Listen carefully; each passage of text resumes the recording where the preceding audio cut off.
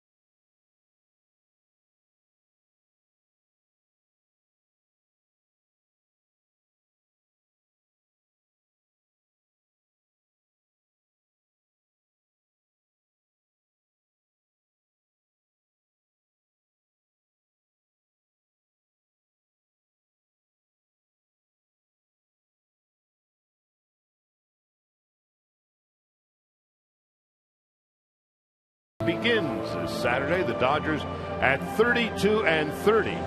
Mattingly's club 8.5 behind the Giants. They won last night. Posey, an 8th inning home run. You almost get the sense the Giants are never going to lose again. So the Dodgers certainly have a lot of work to do. They trail San Francisco by 8.5. By 9 in the loss column. The Dodgers certainly got off on the right foot on this road trip last night, pounding out 12 base hits in routing a Rocky club 7-2. And Colorado certainly has been rocky of late. They've lost 8 in a row, 10 of their last 11. And so the Dodgers looking to fatten up on a team that has struggled. The Rockies now are 4 games under 500.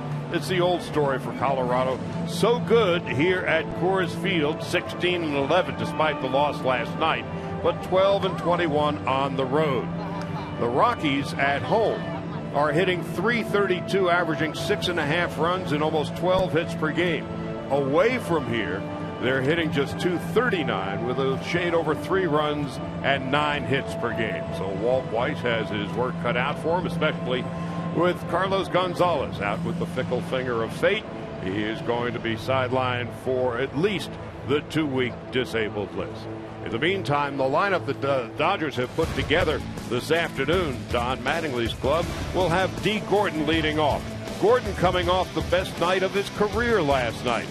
2 triples, a career-high 3 runs scored, 7 total bases. Hanley Ramirez responded well, batting second in the lineup.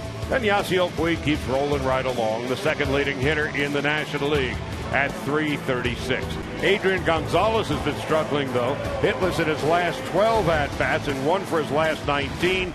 Matt Kemp with a hit last night, as though 5 for his last 42. Ethier, Turner, and Fedorovich round out the lineup, with Zach Greinke pitching and batting 9th. And this afternoon's Honda starting pitcher for the Rockies is 26-year-old right-hander Jhoulys Chacín. Well, Chacín's going to come at you with the fastball, curveball, slider, changeup. But I really hope the Dodgers take the same approach they had yesterday against that rookie pitcher and Butler. They really forced him to throw fastballs up in the zone. They laid off things down. If they have that approach, I think they'll have the same success against Chacín. That's Eddie Butler, last night's losing pitcher in his major league debut. 6 runs and 10 hits in 5 1/3. Meanwhile, Chacín coming off probably the best year of his career. 14-10 last year with a .347 ERA, but he has struggled mightily this year, still in search of his first win with an ERA of over 5.5. Defensively behind Chacín this afternoon, Ryan Wheeler at third base and the incomparable Troy Tulowitzki, the National League's leading vote getter for the All-Star game at short. Josh Rutledge at second base, Justin Morneau at first. And the outfield, Corey Dickerson in left, what with Cargo on the sidelines. Drew Stubbs in center, Charlie Blackmon in right. Willian Rosario was supposed to start today, took ill prior to the game, and so Michael McHenry is behind the plate. And away we go as Gordon steps in. The wind is again going to be an issue, as it was last night. There's about a 1 in 3 chance of rain, and at the moment overcast skies, and the wind, depending on which flag you look at, is either blowing in or blowing out. That will be an issue for the fielders throughout the day. So here's Gordon at .287 with 1 home run and 18 runs batted in. Last night probably the best night of his career. He also leads the majors with 36 stolen bases. He takes a strike and we're underway. Gordon, Ramirez, and Puig to bat for the Dodgers, who begin the day at 32-30, 19-11 on the road, the second best road record in the National League, as Gordon takes outside. It's 1 ball, 1 strike.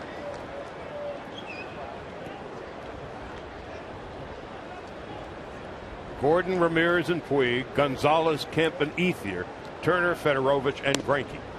As Gordon takes a strike, and it's 1 and 2.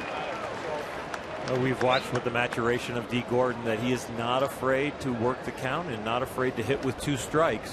And what a night he had last night. 2 triples and a line drive right into the glove of Morneau, and that's the first out of the ball game, but hit right on the button by D. Gordon. Same type of pitch he hit last night. This is a little bit more of an off-speed pitch, but he has shown that anybody who comes in on him, if they don't want him to slap the ball to left field, he is able to turn on it and say, "Get out of my kitchen." Morneau having a solid season, taking over for Todd Helton.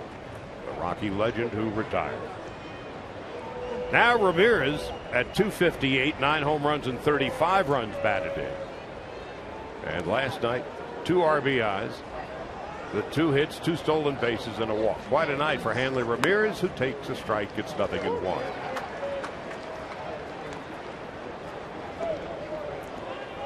The Dodgers over the last 3 weeks are 10-10.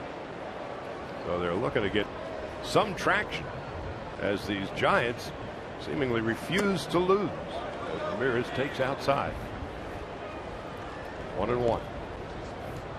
Well, I think the way the Giants are playing, the way they've been playing all year long, the way the Dodgers are going to have traction, when they go head-to-head, they're going to have to go out there and they're just going to have to beat them. And it's going to be a while before the Dodgers see the Giants again.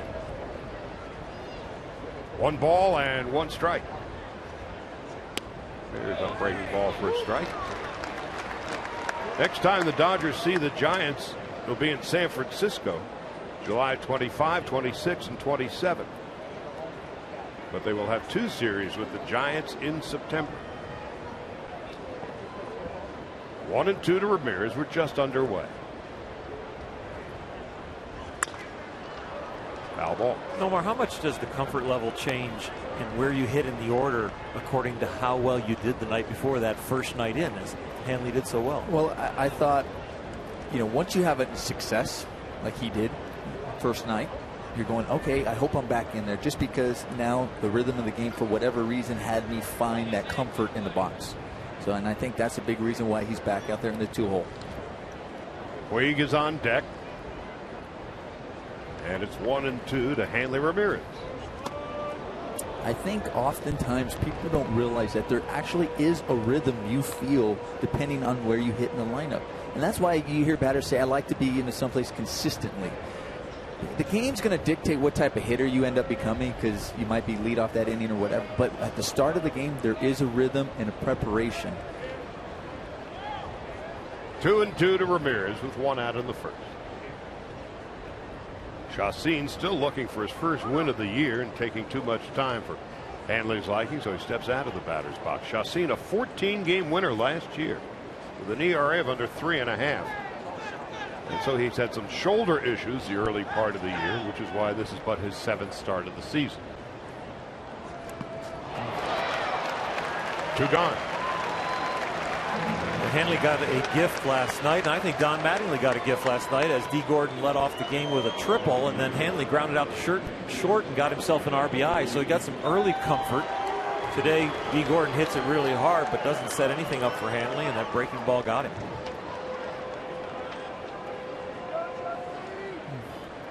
D. Gordon rubbing his right knee just above it.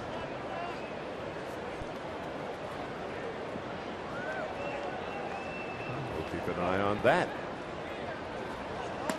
Puig takes outside, 1 ball, no strikes. Yasiel Puig with 23 multi-hit games. He's tied for the league lead in that. His .336 average, second best. His .430 on base percentage, second best. Chacin delivers. 2-0. We were watching D. Gordon right there, and I knew Charlie didn't want me to say that he was rubbing one of his internal rotators that led up to his quad that would get to his hip flexor. So I guess we'll just watch him rub the inside part of his leg. He's rubbing his leg. That's a good way to put it. Doesn't seem to be too much of a problem. I think he's going to be fine. Thank you. Take 2 aspirin, call me in the morning. Yeah. Got it. 3-0 to Puig. Chacin out of Venezuela. He is a Rocky lifer. Made his major league debut in 2009. Won 11 games in 2011. And a career ERA of 3.6. And pitching for this club at a 3.6 ERA ain't bad. There's a strike. 3-1 to Puig. When I was the pitching coach for the Texas Rangers, for those 3.5 years, I was always looking for guys that were not scared to pitch in that ballpark in Texas. And I'm sure they are looking for makeup type guys that can pitch here in Colorado. 3-2. You are going to have your days where if you're not on, this ballpark will accentuate that outing. It won't be, 5 innings, 4 runs where you had a bumpy one. It'll be 3 innings, 10 runs. And your ego has to be strong enough to take those kind of outings. And have to set aside the statistics because everything is asterisk written here or in Texas. 3-2 to Puig, and the inning is over. Slider away. So Ramirez and Puig succumb to the same pitch. Nothing across for the Dodgers. Zach Greinke coming out to pitch for the Dodgers next.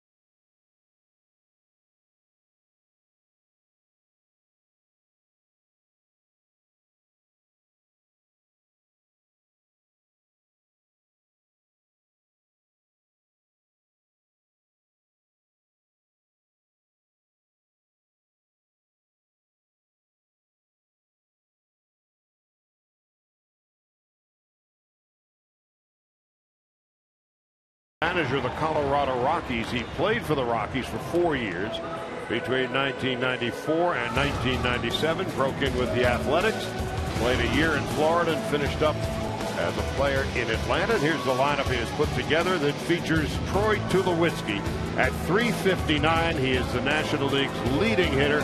He has scored more runs than anybody else, and he is just having a career year. Blackmon and Stubbs and Dickerson, then Tulowitzki. Morneau, McHenry, and Ryan Wheeler. Josh Rutledge at second base. Oli Chassin pitching and batting ninth. And it's going to be Zach Greinke making his 13th start of the year in search of his 9th win. And it'll be Greinke looking to become the first 9-game winner in the league. And the first pitch is a call, strike, 0-1 to Charlie Blackmon. Zach has struggled a little bit here in Colorado, especially last year. His ERA overall in Colorado was 4.58. Batting average against of 294. So a little different challenge for him here.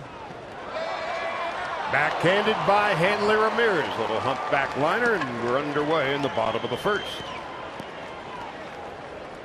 Defensively for the Dodgers in the outfield this afternoon, it'll be Kemp and Ethier and Yasiel Puig. In the infield, around the horn, Turner and Ramirez on the left side of the infield, Gordon and Gonzalez on the right. Fedorovich making his 15th start of the year for Zach Greinke, who is making his 13th. Greinke on the road this year is 4-1 and an ERA of 1 2/3 as Drew Stubbs steps into the batter's box. Stubbs with a home run last night, his 4th of the year. And there's a fly ball to center field. Ethier drifting on back toward left center. And he calls off Kemp to make the catch for the second out of the first. Ethier getting a good jump on that fly ball out there in the outfield. He took an excellent angle. And that ball was definitely, we know here in Colorado, we said this all day yesterday about how well it carries here. It carries even more during the day, but with an excellent route. And then also communicating with his outfielder out there, letting Kemp know that he has it. And I like the way Kemp, when he said, let's peel off in case it happens to get by, and I'm ready to back him up. So quickly 2 out and nobody on 3 pitches as Corey Dickerson steps into the batter's box. Dickerson with 33 hits in 100 at-bats. The Rockies altered their lineup about an hour before game time. And on the first pitch, Dickerson pops it up into short center field. In comes Ethier, out goes Gordon. And Steve Gordon making the catch. 4 pitches, 4 strikes, 3 outs, inning over. Nothing across for the Rockies. It'll be Gonzalez, Kemp, and Ethier. Let's watch D. Gordon limping off a bit after 1 inning of play.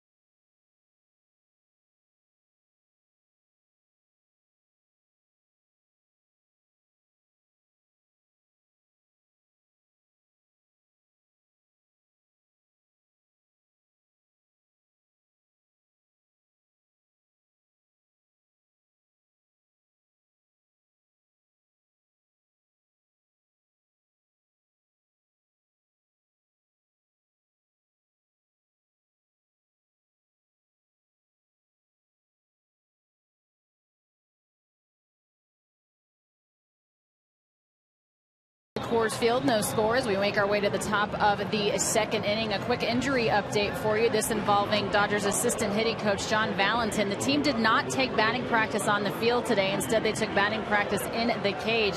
And he was hit in his left eye off of a ricochet line drive. He was immediately taken to the hospital, but good news, they were able to do some tests and his vision is fine. So far, everything is fine. He is doing a CT scan, a preliminary CT scan, just to make sure that everything is okay. If we have any further updates, we'll certainly pass that along, guys. Meanwhile, in the Dodger dugout, D. Gordon, who came limping off after the bottom half of the first inning, being attended to by Stan Conti. We are efforting to get more information on that. Adrian Gonzalez will lead it off. In the second inning, Adrian's been in a slump, and he fouls it off to the left, 0-1. Gonzalez hitless in his last 12 at-bats and 1 for his last 19. Remember yesterday, Charlie and Nomar, we talked about cramping here, and I'm hoping that that might be what's going on with dehydration. Such a big issue at this altitude. There's a strike. Well, nothing suggested in his first at-bat any leg injury. He whistled a line drive right into the glove of Justin Morneau. And certainly no false step. No one would hope Dr. Hershiser. I'm just speculating. Yeah. 0-2 to Gonzalez with Kemp on deck and Ethier to follow. And a line drive right into the perfectly positioned Ryan Wheeler. Oh, that's the first out. You see D still grimacing there and kind of moving around.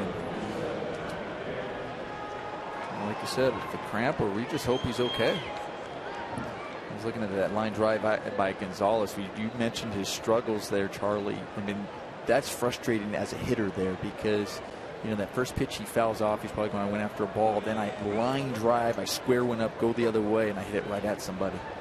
The shift was on. Wheeler, the only guy on the left side of the infield, right into the glove. Now Matt Kemp, 5 for his last 42, takes a strike, and it's 0-1. Kemp with 5 home runs and 16 runs batted in. Ethier on deck. Chacin. There's a line drive into center field for a base hit. Clean single to center for Kemp, who's taking a big turn. Now he's going to try to stretch it into a double, and he is out. Trying to make up for last night.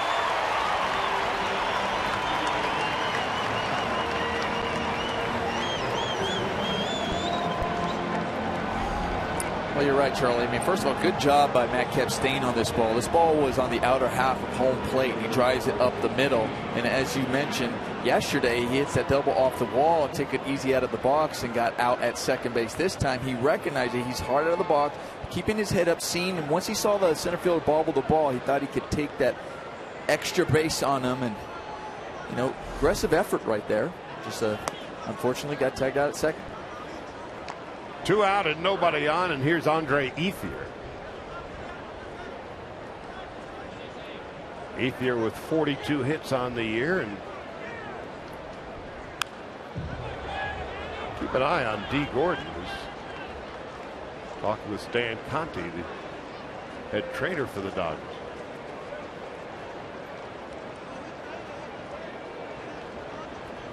Whatever it is, trying to shake it off or shake it out. Ethier with 3 home runs, 25 runs batted in, fouls it back. We saw in the NBA Finals how difficult cramping can be for LeBron James. Exactly. He didn't play the last 4 minutes of that game. Well, we have no air conditioning issues here. Exactly. 59% humidity today, so a little bit easier to throw a breaking ball compared to last night at 20%. Slowly hit. Rutledge throws out Ethier, and the Dodgers are retired. No runs, 1 hit, and nobody left. Greinke threw 4 pitches, 4 strikes, and retired the Rockies in order in the first. Tulowitzki will lead off in the second.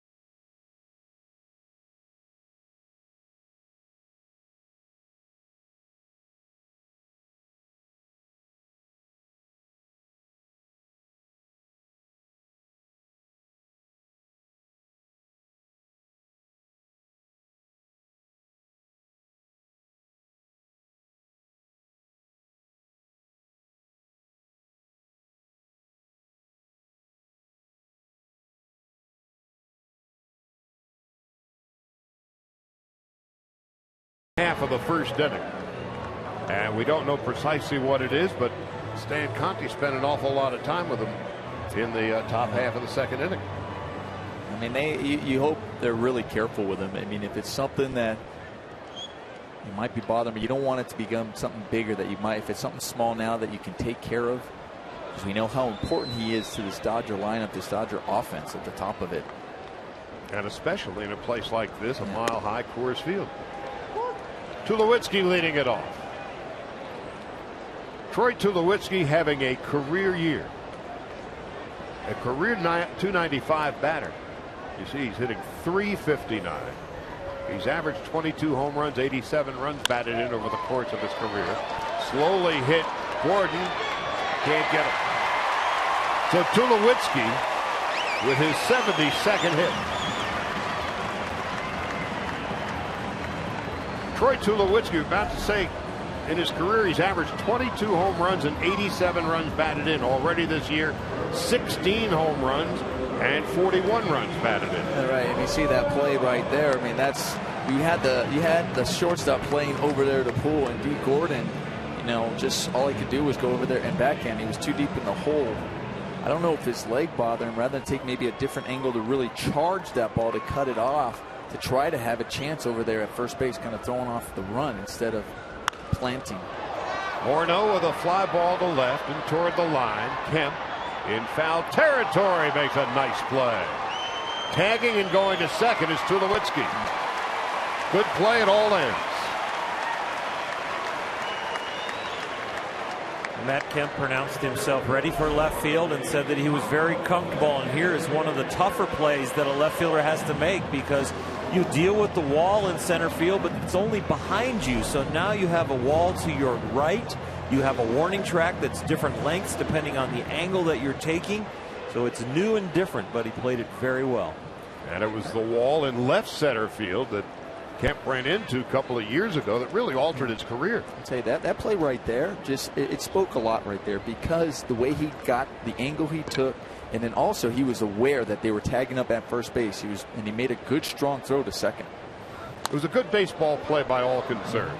Good catch by Kemp. Good throw by Kemp. Heads up base running by Tulowitzki. Speaking of Tulowitzki, we sent you home with some homework. Did you have your conversation with the big guy? You two 350 and above hitters? I did talk to him, and I was always a big fan, and I've talked to him in the past as well. I mean, he studies the game. He loves this game.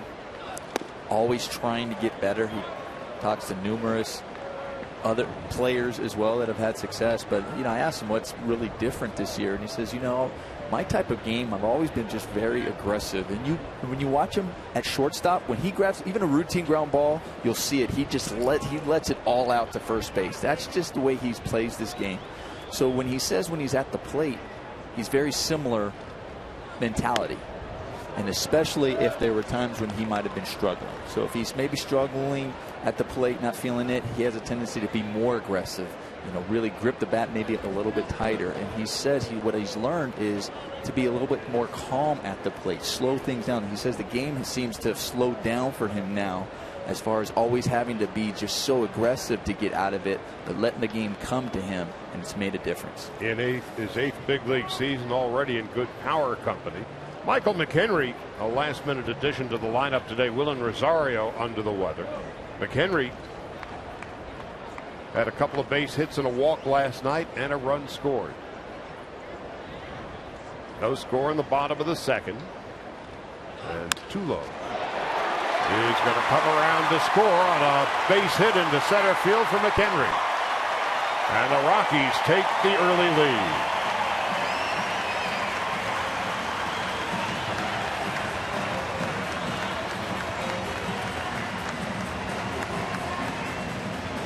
So the heads up base running by Tulowitzki produces a run. Yeah, and then this ball just missing his spot. You can see that Fedorovich was set up on the outside. That ball comes in, and you got to give a lot of credit to McHenry right there, because with that ball coming in, he stayed on it and drove it right back up the middle. Didn't pull off of it. So Weiss's team with a 1-0 lead. The Rockies 1 for 10 with runners in scoring position last night. Score a run in their first opportunity this afternoon as Ryan Wheeler takes a strike, 0-1. Wheeler just 2 for 8 since his call up. Of course, Nolan Arenado remains on the disabled list. Broken thumb. And the 0-1 to Wheeler. One hop to second. There's one, and there's two. So Wheeler bounces into the 4-6-3 double play. Tulowitzki, a base hit, heads up base running, and McHenry an RBI. Turner, Fedorovich, and Greinke coming up as we go to the third.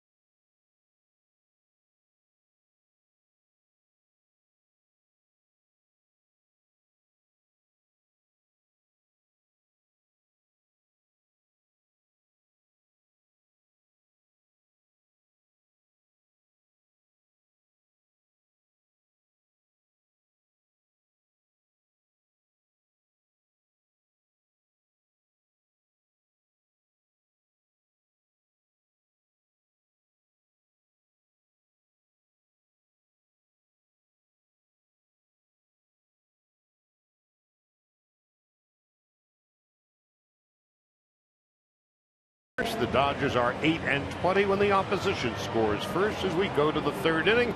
Spend Father's Day with your dad at Dodger Stadium. That'll be a week from tomorrow when the Dodgers take on the Diamondbacks at 1:10. First 40,000 fans in attendance receive a sports bag, and after the game, dads and their families are invited onto the field to play a game of catch. All compliments of Avita Water. For tickets, visit Dodgers.com/promotions. It'll be Justin Turner, Tim Federowicz, and Zach Greinke. And Tulowitzki.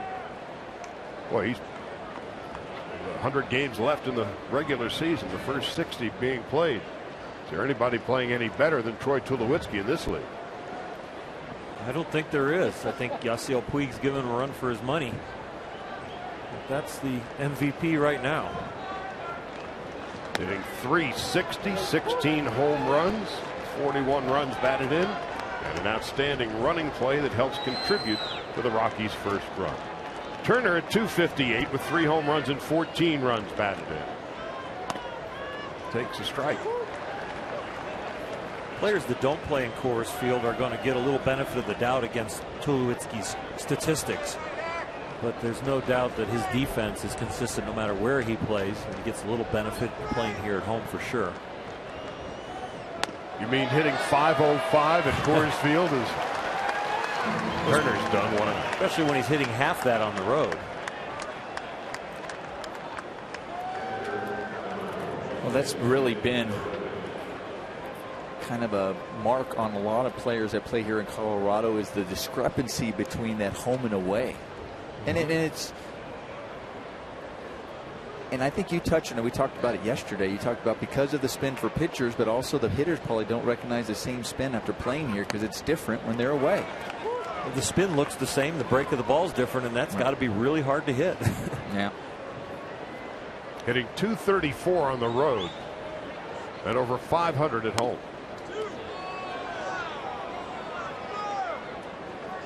Meanwhile, it's a ball and a strike to Tim Federowicz, who's hitting 102 everywhere. He's 5 for 49. And he takes a strike. And it's 1-2. I'll tell you, so far, though, we talk about that breaking ball here in Colorado. Chacin seems to be having a pretty good breaking ball today. It hasn't seemed to be affecting him too much, or he's figuring out that proper angle to make it break and getting a lot of these Dodger hitters to swing and miss. We got our weather report, and I'm checking the humidity, and I hate to be the weatherman, but 20% humidity yesterday, 59% here today. So the air is a little heavier. It's going to be a little easier to get the ball to break. Don't feel bad. You're our weatherman. You're our doctor. You're everything. So it's okay, Oral. You don't need a weatherman to know which way the wind blows. The 2-2. 2 out. We told you a little bit earlier, Alana did, about John Valentin in BP down in the cage underneath. He was hit in the eye. Ball deflected off the cage.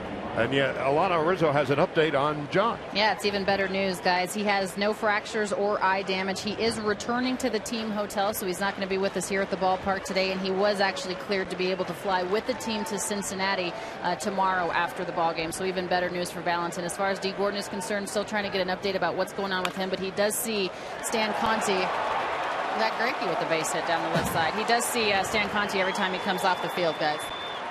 Greinke with a double, his 4th double of the year. He's got 5 hits, 4 of them doubles. Greinke, of course, a Silver Slugger Award winner last year when he hit .328.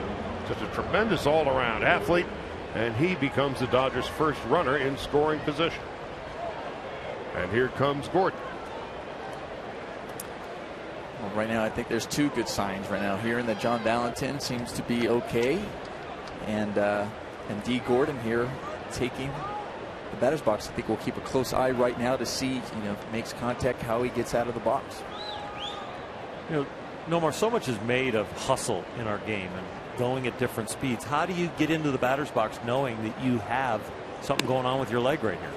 Well, you definitely have to be smart.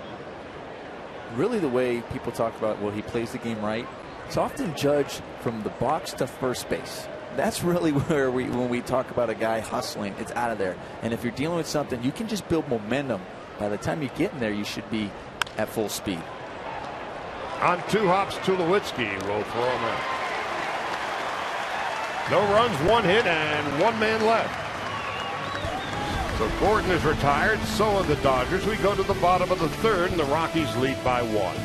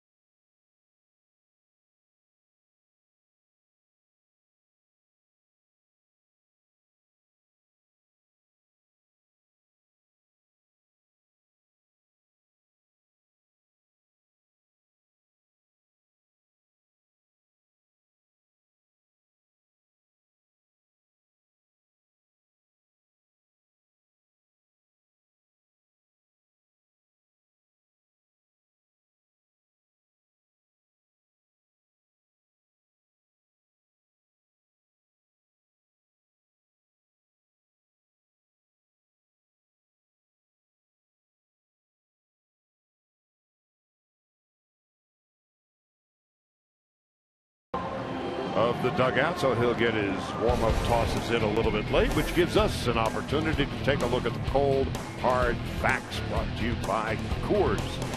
Well, on the road, the Dodgers have been road warriors really since last year, with Greinke, Ryu, and Kershaw combining for 34 wins, but 11 losses.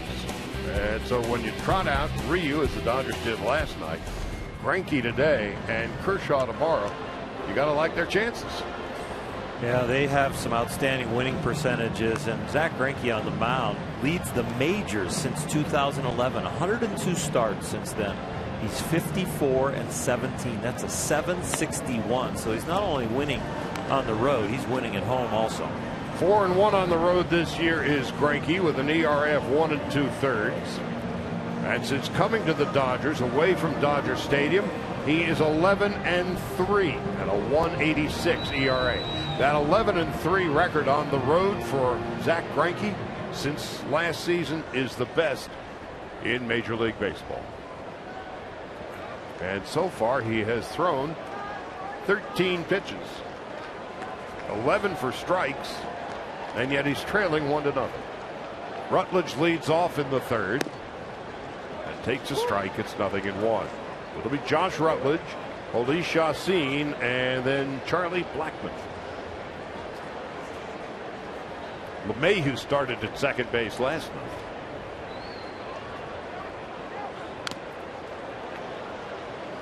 Oh, 2. Giants and Mets later. 0-2 count, Charlie. Zach Greinke is perfect today with first pitch strikes. Foul tip off FedEx got him pretty good inside the equipment there on his right knee. Zach Greinke coming over and talking with Justin Turner. They're not talking strategy. They're giving FedEx some time behind the plate to catch a break. And catch his breath.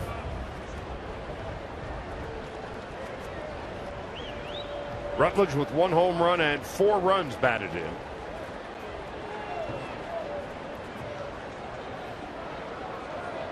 On 0-2, Greinke delivers high.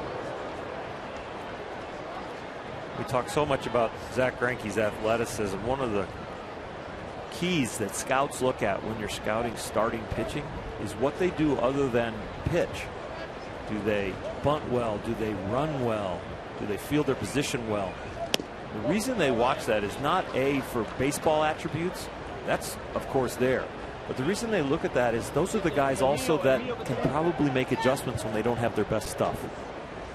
Of Rutledge's, or rather Greinke's 17 pitches so far, 13 strikes. The athleticism just shows a deeper level of understanding of body awareness and control, and then all of a sudden you are given like a new formula. You know, your arm speed's not that good today, or your legs are a little tight, or you just don't have the same energy, but you're able to figure out how to get the ball where you want it and make it move, and that makes you a consistent winner, which that's what he is. 30-10 in his 40 starts since coming to the Dodgers. On 2-2, swung on and missed, strike 3. Pulled the string like a yo-yo.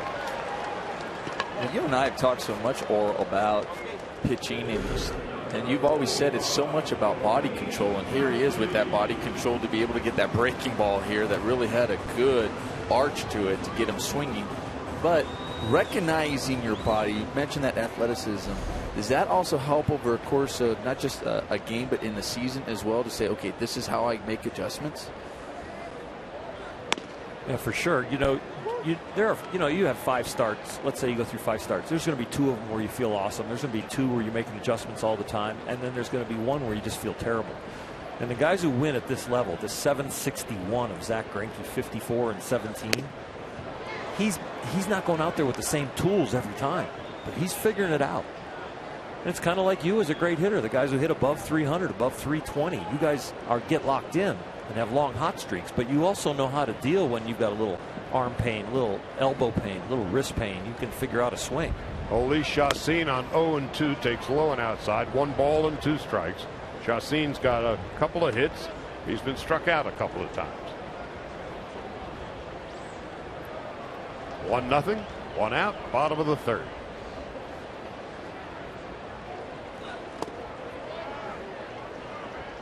Two and 2.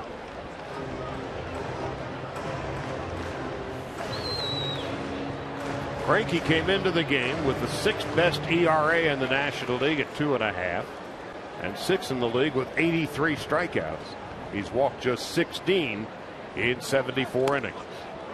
Missing outside with a check swing. Trip Gibson, first base umpire.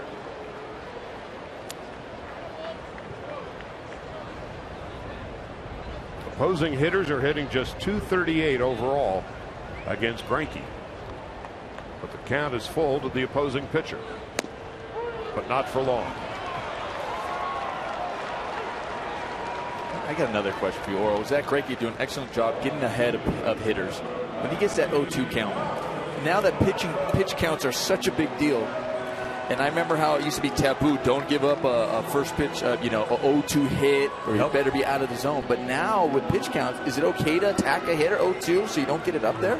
I just think you need to have a competitive pitch. I mean, in the old days, we saw the knockdown. We saw the balls that are up really high. It just seemed like waste pitches. I don't think you really should have a waste pitch now. It needs to be something competitive that sets something up. Charlie Blackmon, who was hitting near .400 after the first month of the year. I always wondered if you're going to be preaching waste that pitch, you do that, you hear that in the minors a lot, or even at this. Well, then don't count that pitch against your pitch count. Exactly. You know, like, okay, he's 0-2, that doesn't count as a waste pitch. If Tommy ever asked me to intentionally walk somebody, I wouldn't let Peronowski put those 4 wide ones on the pitch count ever. Right. Or I would come back in when Peronowski would put his clicker down. I would turn it back to 0 and then click it up to really close to where I was, but a lot farther under. Well, now they keep it at a little deeper level. Yeah. Blackmon lined to short in his first at bat and has bounced to second in his second at bat. Nice play by D. Gordon. So if his tires are a little low on air today, Gordon showed no ill effects on that play. 1-2-3 for Greinke.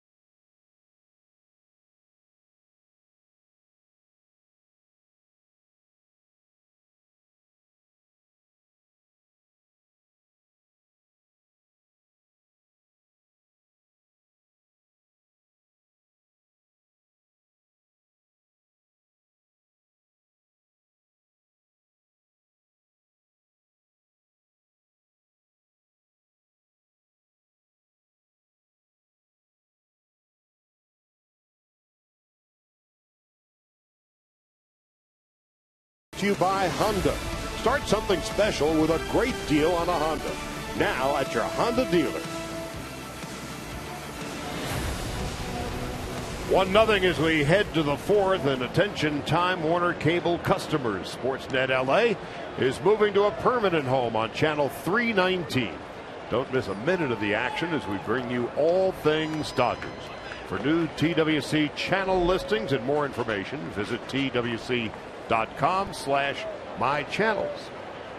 Through the first 3 innings of this game, Jhoulys Chacín off to a terrific start. No runs and 2 hits. Ramirez struck out swinging in his first at-bat. Chacín, a 14-game winner last year, still looking for his first win this year. And Ramirez takes upstairs, 1 ball and no strikes. Ramirez, Puig, and Gonzalez to hit for the Dodgers in the 4th inning. Dodgers 7 runs and 12 hits last night, and a slow chopper to short. Tulowitzki, who majored in kinesiology at Long Beach State. With a sidearm sling, 1 out and nobody on.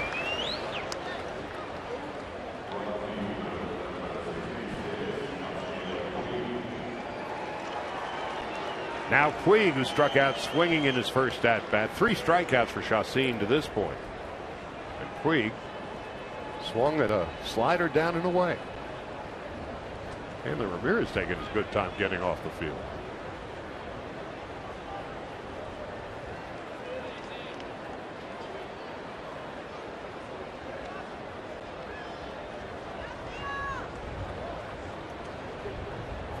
Puig at .335, the second leading hitter in the league, fouls it back. It's 0-1. Puig was 1 for 5 last night.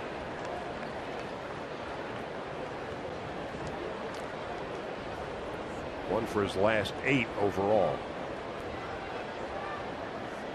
Gonzalez on deck, and Puig takes a strike. 0-2. After his first at bat, the strikeout, Yasiel Puig went out and played defense. But then when the inning was over from defense, watched him come all the way in. He hustled in. He sat in the front row of the bench and put his head down and took his hat off and was just rubbing his head like he was still grinding on the at bat. The passion and the care that he takes for this game is amazing. 1-2. Absolutely love that he wears his emotions on his sleeve, that we can just see what he's grinding on all the time. It's what makes him must-watch TV. 2 balls and 2 strikes. Corey Dickerson is in left, is the deepest of the 3 outfielders. A slumping Gonzalez on deck. Stubbs in center, a couple of steps toward right center.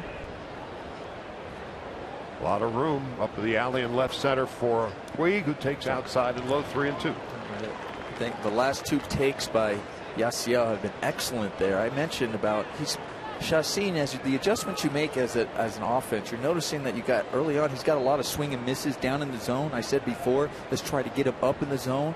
Well, he's got some good off-speed breaking ball work in there. So now even more so, you have to try to get him up in the zone. And Yasiel did an excellent job taking those 2 down there. And takes just inside ball 4. First walk of the game. That was a close pitch. Let me tell you why he took that fastball there. Because he has his sights higher. He says, look, balls down there have been falling out of the zone, but this was a straight fastball. This is the only thing you're scared because it's a straight fastball that's just barely off the plate, barely misses the zone, but that's because his sights are higher. That's the adjustment he was making. And McHenry with the quick flick of the wrist, hoping to get the call from Alan Porter. Now here's Gonzalez, who lined to third base in his first at-bat. The shift is on for Gonzalez again. That's only Wheeler on the left side of the infield. Gonzalez takes high and away, 1 ball, no strikes. Was that a good take, or he was fooled and got the call? Listen, the reason I don't mind that take, because that was his plan. That's why he laid off the other 2 right before that. Sometimes, listen, you end up have to give up something, and he gave up the bottom part of the zone, knowing what the ball has been doing at Chacín today. Let's see if Puig is inclined to go anywhere. There, faked it, and now the comebacker. Tulowitzki will throw out Gonzalez. And Adrian's offensive woes continue. He's hitless in his last 14 and 1 for his last 21. 1-0 Rockies. We go to the bottom of the fourth.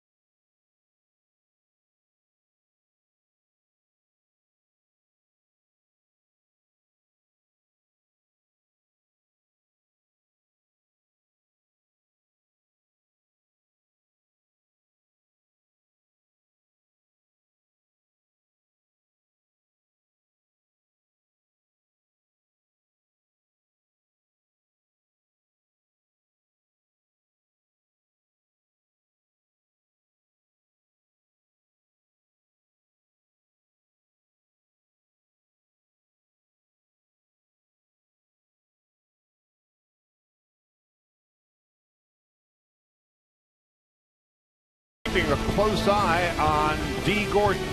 Well, Gordon is now out of the game. Some leg misery, specifically what we don't know. Sean Figgins has taken over at second base.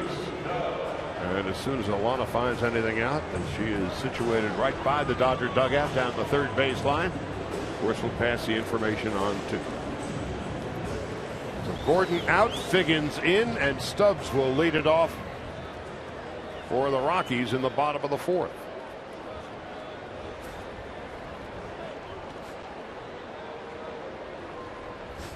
Well, the Major League's leading base stealer, D. Gordon, out of the game with some leg discomfort. 1 ball, no strikes to Stubbs, who flied to center field in his first at-bat. And Yasiel Puig grazing in the grass. Line single into center field. So Stubbs, who hit the ball hard in his first at-bat, a home run last night, singles to center to begin the bottom of the fourth. Zach Greinke will have to keep an eye on him because he likes to run. Yasiel Puig, as that hit play was underway, was stretching his legs. Can't help but wonder if he is beginning to cramp up a little bit.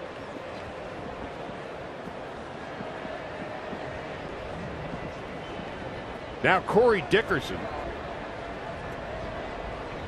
popped to second in his first at-bat. Rockies with a 1-0 lead.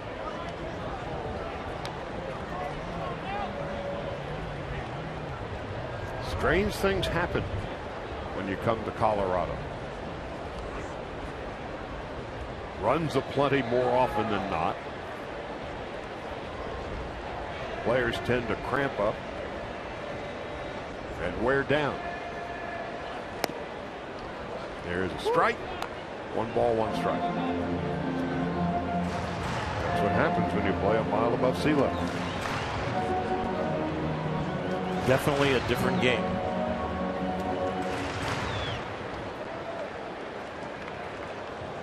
See the blue line up there, the purple line? That is exactly 1 mile above sea level. So fellas, we're just below sea level. Not by much. The air is thinner right here. No, it's just more hot air. Oh, it's just Charlie and I are sucking out of your okay. Just wondering. It's just hot air, pal. Tulowitzki's on deck.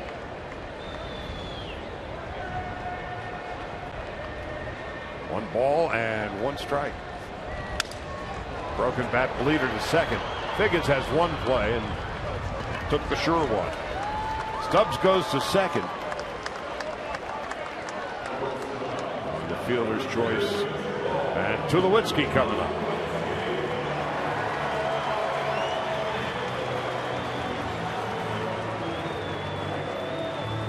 Tulowitzki with a base hit in his first at-bat took second. You see the home road disparity, which is just remarkable. 5-11 he's hitting at Coors Field.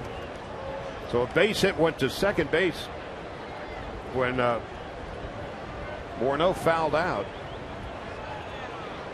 and would come in on the McHenry single. That's the only run of the game to this point.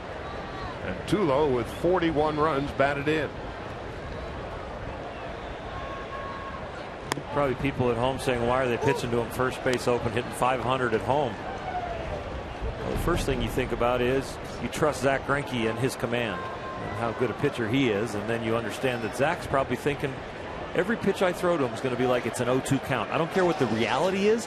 My theory is, and my thesis is, this pitch is going to be on the black or a ball. If he wants to get himself out, that'll be fine.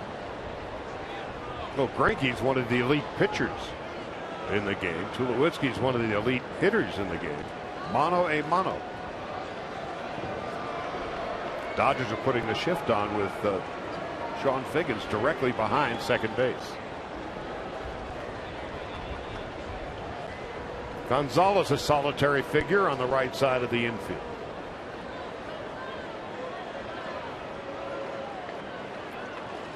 Tulowitzki at 362. It's Hanley Ramirez.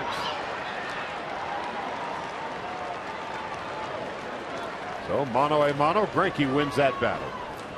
Ran the fastball inside on him. He threw him a first pitch off speed pitch, stole a strike, and then ran a fastball inside on him off the plate. And Tulowitzki kind of got himself out. Chased it in there. You recognizing as a pitcher, Oral, that that was a big at bat, that big batter to get out. But that's just only the second out. Is it easy for a pitcher to go, okay, gosh, that was a big one, let out, and then next guy ends up getting a hit because you... For me personally, right now, I'm giving myself a pep talk before I throw this first pitch here, because you can mentally start to let down a little bit. You got a big guy out like that. Yeah, but Justin Morneau's not exactly chopped liver, as we've just discovered. Ethier's got a long way to go, and he'll track it down.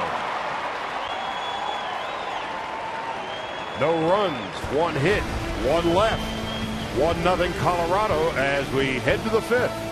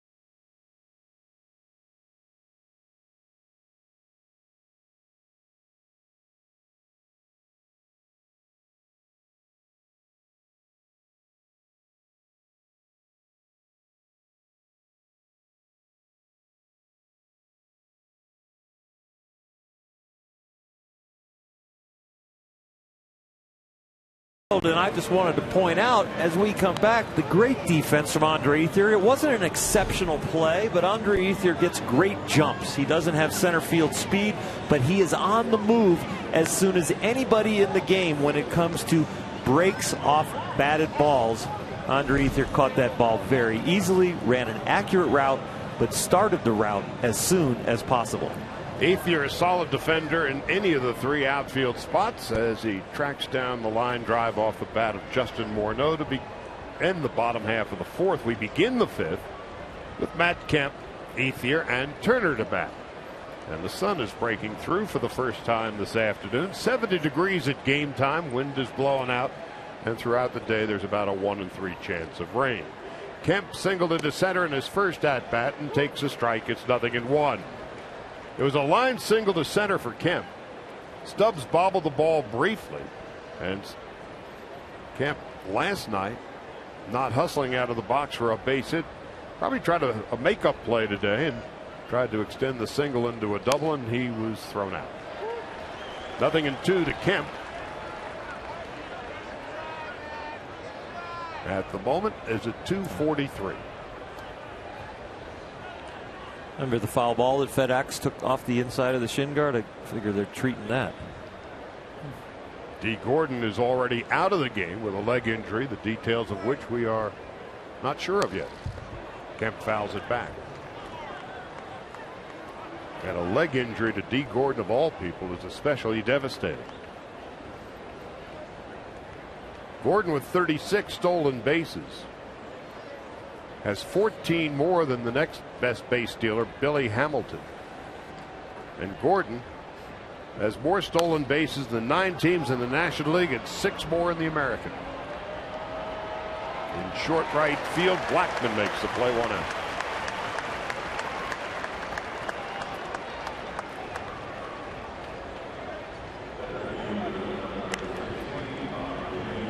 So far, Chacín has done an excellent job getting the Dodger batters out in front, off balance. Haven't really squared up a whole lot of balls. One of the best hits has actually been from Zach Greinke, that double down the line. Against the Dodgers over the course of his career, Chacín 8-6 and an ERA of 3 2/3. And Ethier pops off single into center field. Third hit of the day for the Dodgers. And this is the maddening thing about the Dodger offense, is that we know the backs of the baseball cards and the potential of the lineup, and then we see a game like last night where they really look like they're locked in and they're a team, and the batting order is functioning that way, and then it just seems like a flat tire to start this game, and you're just looking for that vein of consistency. And not only are we looking for it and the fans are looking for it, the team is looking for it.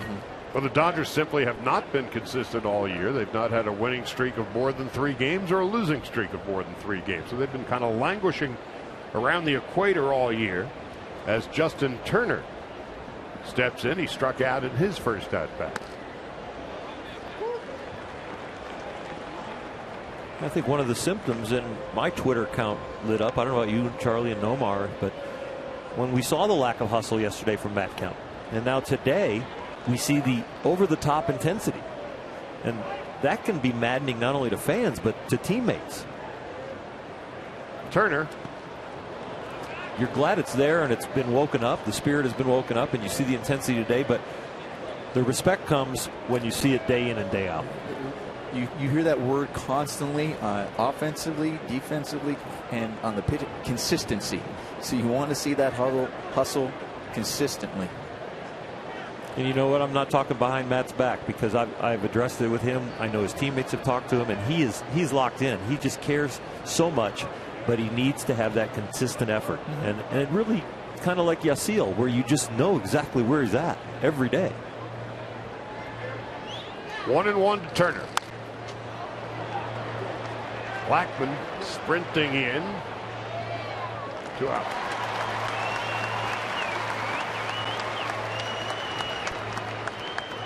But the reality is you can't pick and choose when to hustle and when not to. You just can't. Well, like I said, you know where it happens? It happens out of the box. That's whenever whoever you're talking about, when you talk about that guy, gosh, he's playing the right way. He hustles. It's always from home to first. So now there's 2 out, and here's Fedorovich. Bounce back to the box in his first at-bat, and a scorching one-hopper to Tulowitzki, who makes it look easy. No runs, 1 hit. at the halfway mark after 4.5. Rockies 1, Dodgers nothing.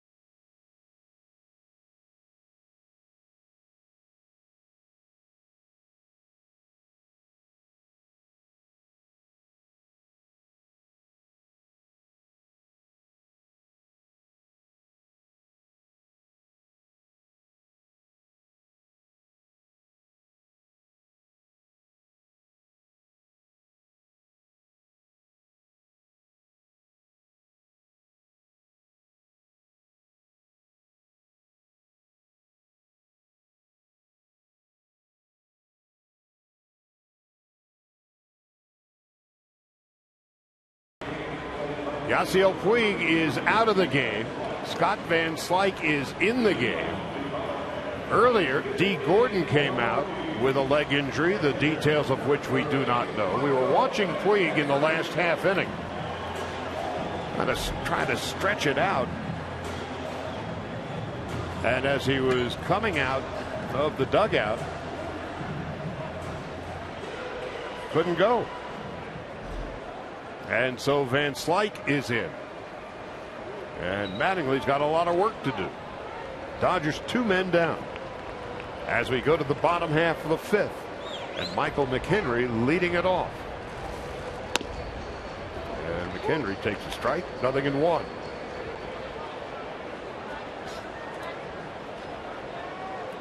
So we don't know if it's specifically injuries or if it's cramping or what the case may be. But whatever it is, the Dodgers' first hitter and third hitter in the lineup are now out of the game. This could be a situation where if Zach Greinke reaches a pitch count at any end of an inning and they're not going to go with him and his place comes up in the order, he might hit for himself but not pitch the next inning.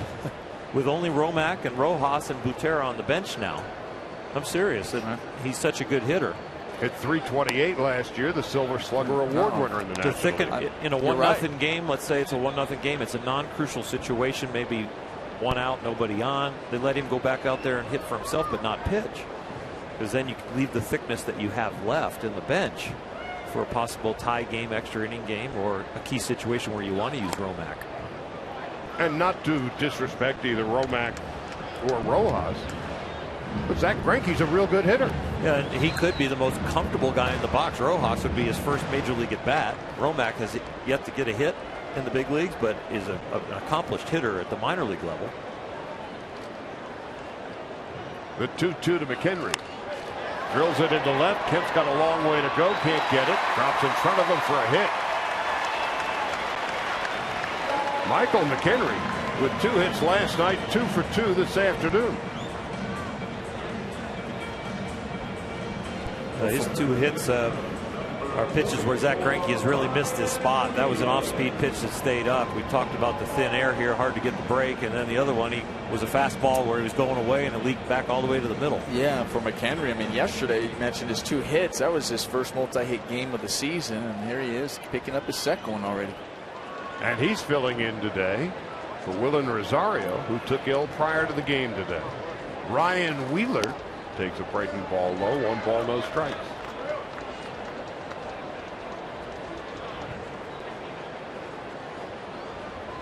Again, we don't know the details of the injuries to either Puig or Gordon.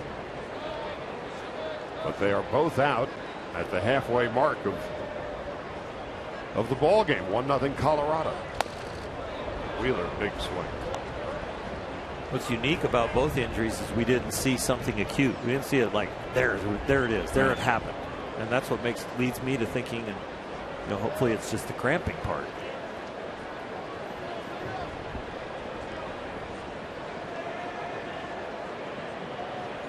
Wheeler, born and raised and still lives in Torrance. Fouls it back. Came up with the D-backs in 2012.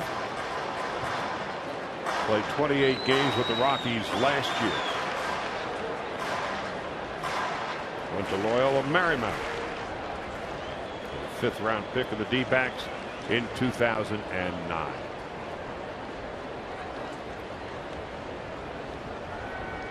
Dodgers down 2 men and 1 run. 1-2. Inside and low. Ball in the dirt. Throw to second base. Not in time. McHenry with good heads-up base running. The ball in the dirt. Fedorovich picked it up. Threw down. Too little, too late. Well, we see that block by Fedorovich, but I think it was just better base running by McHenry there. It looked like McHenry was looking for the ball, the trajectory of the ball, as he was noticing it was going down. He took off once it hit the dirt, and Fedorovich really had no chance at him. And so the Rockies will pick off attempt, close play. It was a play designed in advance. We're 1 for 11 with runners in scoring position last night.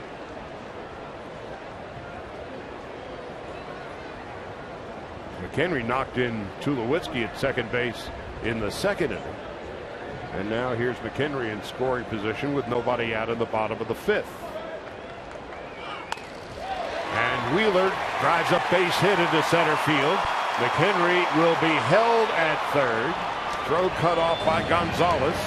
Rockies are in business, first and third, and nobody out.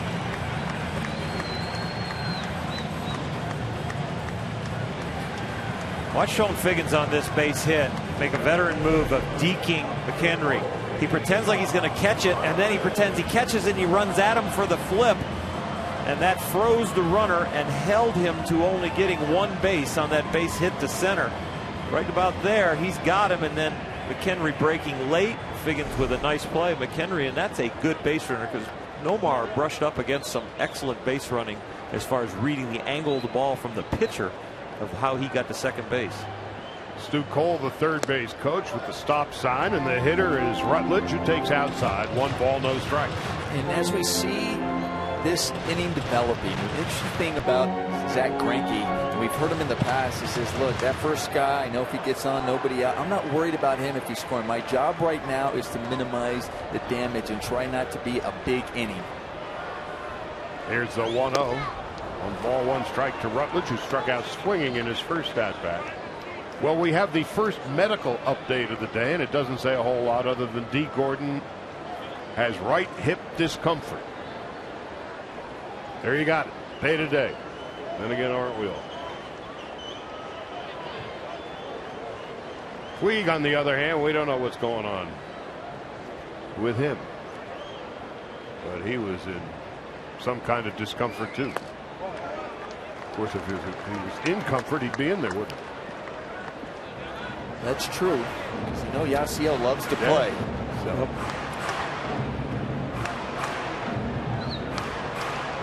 And with D. Gordon, we saw just a couple of things over the course of the game where you say he just wasn't right. Mm-hmm. Meanwhile, first and third, 1 out, 2-1 to Rutledge. Low and outside, 3-1.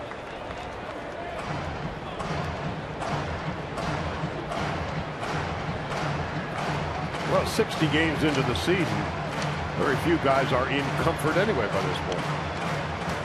No, you're always playing with aches and pains. Everybody, I remember they always asking, and something that Don Mattingly has to deal with on a daily basis while he's in contact with Stan Conte and also with his players. But nobody's 100%. When they say, "Oh, I feel great 100%," you're not going to feel that way. But obviously, there's stuff more than just that you say, "Hey, listen, it's not worth the risk right now." Into right center field. That's going to drop in for a hit. McHenry will score. Wheeler will go to third. The throw is not in time. Rockies take a 2-0 lead on the Rutledge single to center. Colorado still with runners at first and third and nobody out.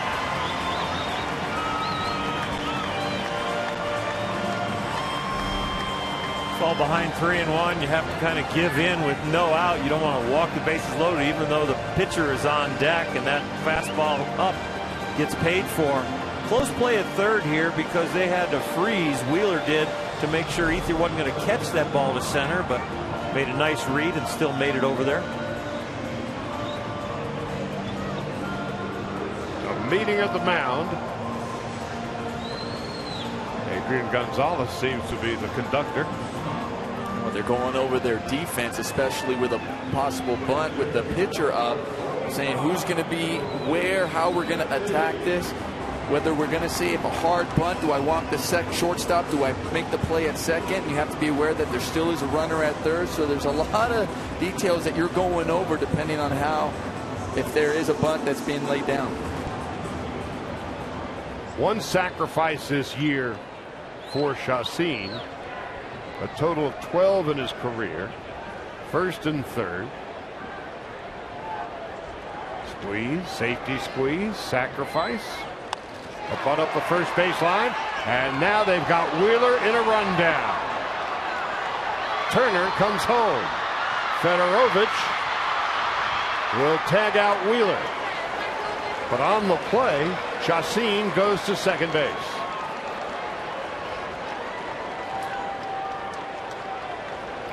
Well, on this play, there were a lot of good things. First is that Gonzalez recognizing the runner at third, first and foremost, recognizing that he was off. Now he gets him in the rundown. The bad thing is the Dodgers were unable to have this rundown quicker. The fact that Wheeler did a good job getting in that rundown allowed Rutledge to get to third and also allowed Chacin to get into scoring position. If they were able to close that down a lot quicker then they might have had a possibility at the other runners.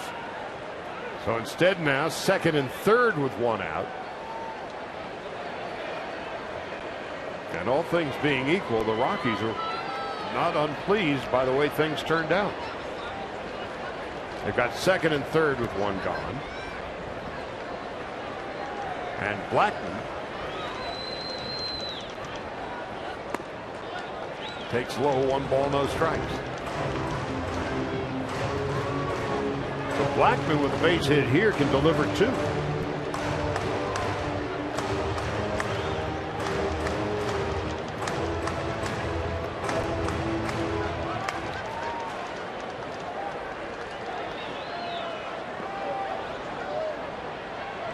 Sun breaking through the overcast. And the Rockies with a run here in the bottom of the 5th.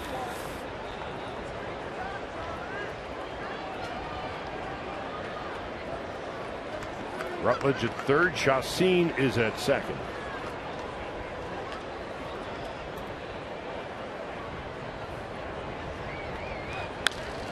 To first base and through to right field ahead.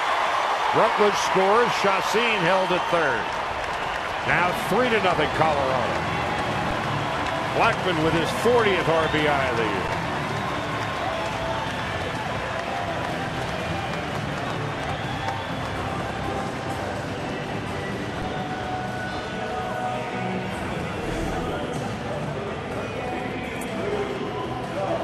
Well, once again, we see that Zach Greinke just missing his spot, wanting that ball to go more on the outer half of home plate, catches too much of the middle of the plate, and it's like coming up throwing.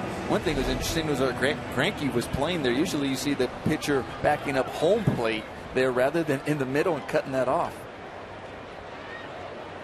Stubbs with first and third. 2 in, 3-0 Rockies. Stubbs is 1 for 2. 1 ball, no strikes. Stubbs with a home run last night.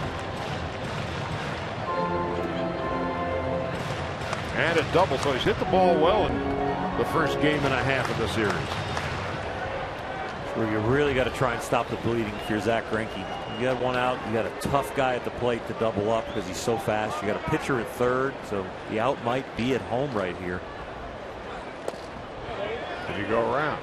Yes, says first base umpire Trip Gibson. 1-1. Dickerson on deck, and then Tulowitzki.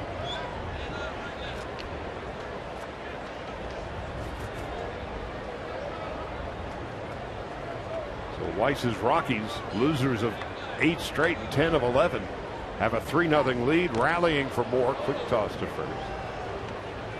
See, in first and third one-out situation, the runner on third is instructed to run on all ground balls because you have to make the defense pay if you're going to go for the double play. Well, in this situation, I'm not sure you're going to double up Stubbs. Very close. That's why I think the play might be at home, depending on where the ground balls hit.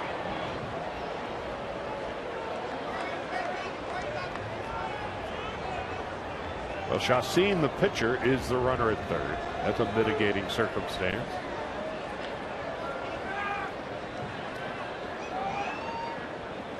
Dodgers are hedging their bets defensively in the infield, as both Ramirez and Figgins are not all the way in, but certainly not all the way back. Well, they're definitely playing double play depth. The best out other than the double play would be the strikeout right here at the 1-2 count.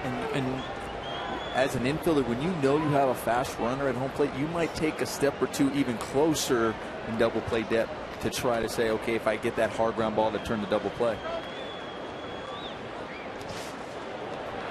And the other X factor in all of this is Stubbs is a frequent strikeout victim.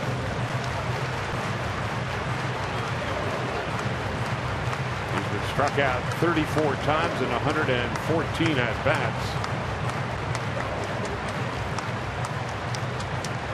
The Reds ran out of patience with Stubbs because he struck out so often. In 2011, struck out 205 times in 306 at-bats. 2-2, runners at the corners. Time call. That was interesting, as it looked like the runner at first, Blackman, was often running before the pitch. And time was called.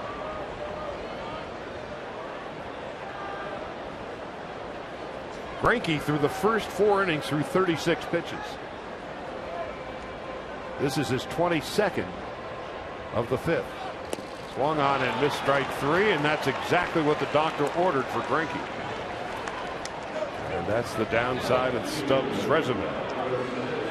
Outstanding breaking ball here. To get the ball to break this late and this sharp at this altitude, he really threw an unbelievable slider right there.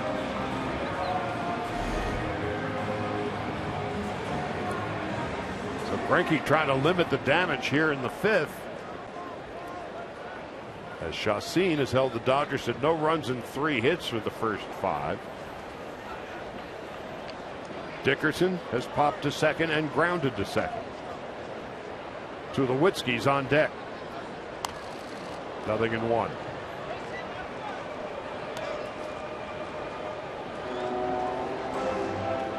Zach Greinke in his first 10 starts this year had not allowed more than 2 runs in any of his first 10 starts. However, in his last 3 today, 4 in his last start against the Pirates and 3 against the Reds on May the 27th.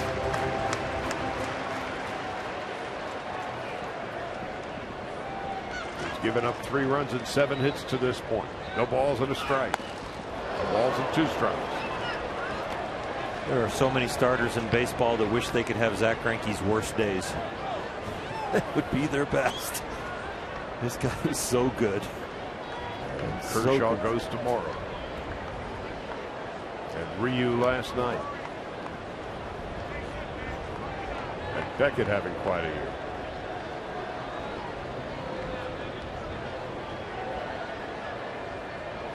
But as inconsistent as the Dodgers offense has been, they need the starters to be exceptionally good. Yeah, you're so right, Charlie. I think that the starting rotation is the foundation of this team, and I think The bullpen has a chance to really be able to finish off that part of it, the way their resumes are and the way they're performing now. And it seems that the defense is getting a lot better. It's just the consistent production. If they can find a way to score 4 runs a game, the record would get a lot better in a hurry. Well, in their wins this year, the Dodgers are averaging almost 6 runs and 10 hits per game. In their losses, it's a little less than 4 runs and about 8 hits per game. Those 2 runs, winning and losing, are enormous. Yeah, well, for me too, it's just really, it's those tight ball games. I'd like to see the Dodgers figure out a way to win the tight ball games. If they do that, because listen, you're going to sometimes face a pitcher who's doing well. You got to find a way.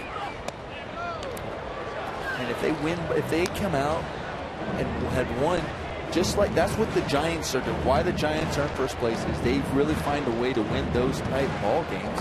Hence why they have an 8.5 game lead above the Dodgers coming into today. Dodgers have played 17 one-run games, and they're 7-10. There you go.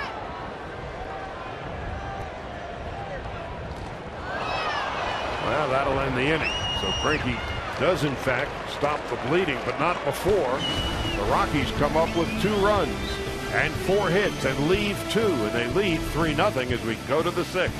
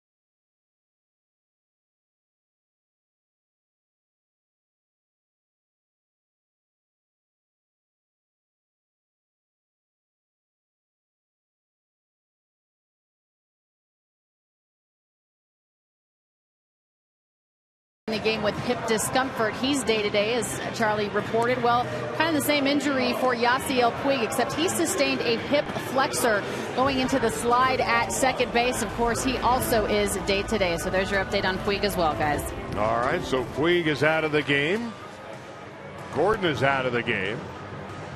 The 2 fastest runners on the team are out of the game.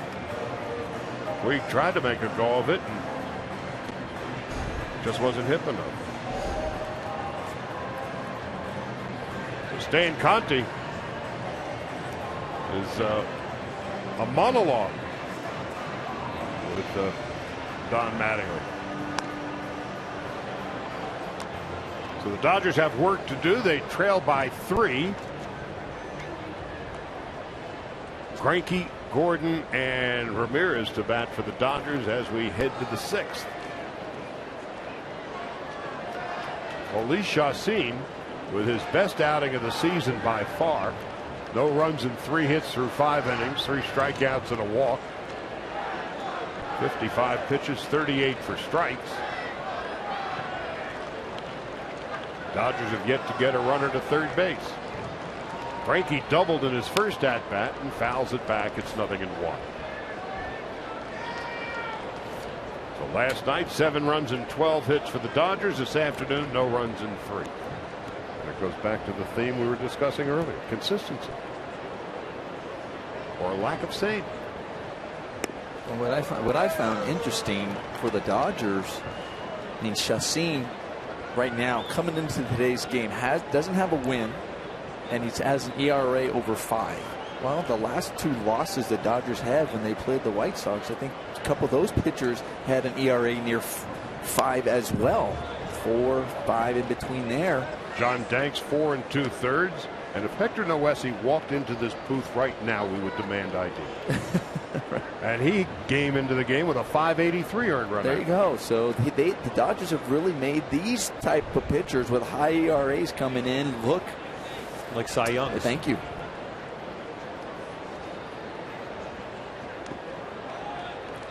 What's the mentality, Nomar, when you all of a sudden you see ace, and then a guy with a 5.5 ERA in that third game? What's the lineup thinking? What's a player thinking? Well, try not to tell me what you were thinking, because I know it was proper because you hit so high and so well. But oftentimes, as a team, oftentimes you worry when you have your aces on the hill. Like sometimes you have a tendency to go, oh well, we just need maybe just 1 run or just 2 because these guys are so good. They're going to keep the score low, and you going in there maybe with that mentality, you can see that oftentimes as a whole as an offense.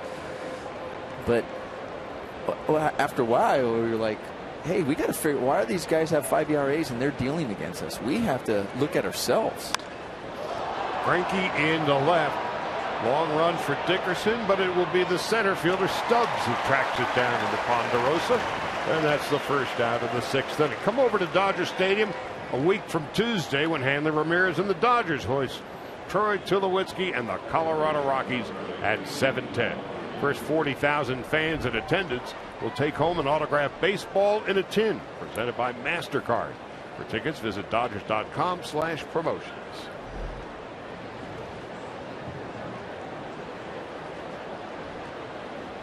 A couple tough calls coming up with, we see Sean Figgins coming up, who took the place of D. Gordon at second base, and with Scott Van Slyke in right field for Yasiel Puig. Stan Conti's going to have to make a quick read on these injuries of these 2 guys that are out. Because if they're day to day, that is really going to have the Dodgers playing short the rest of this road trip, depending on how many days they're out and nobody gets DL'd. It's one thing when you carry one guy that's day to day, like we did with Uribe for 4 or 5 days before he came back, but it's another thing when all of a sudden it's 2 guys that are in your starting lineup that are day to day. That's hard to carry. Well, you have that, and you also, let's not forget, with regards to the outfield, if you say Yasiel might be a little longer, you have Carl Crawford, who's recovering right now from ankle. He's making some progress as well from that ankle injury. Crawford is, all things being equal, about a week, 7-8 days away. The speculation, though, will be tonight, Stan Conti might get asked by Don Mattingly and Ned Colletti, okay, neither one needs to be DL, but which one is a little bit worse? Because we need to DL one of them. Right. We can't go and carry 2. In that conversation, I was an assistant general manager for the Texas Rangers, a pitching coach, and been involved in all of those meetings behind closed doors. And every subject and everything gets turned over to figure out where you are with your roster. What can you do? How far can we milk it? Do we need to make a move?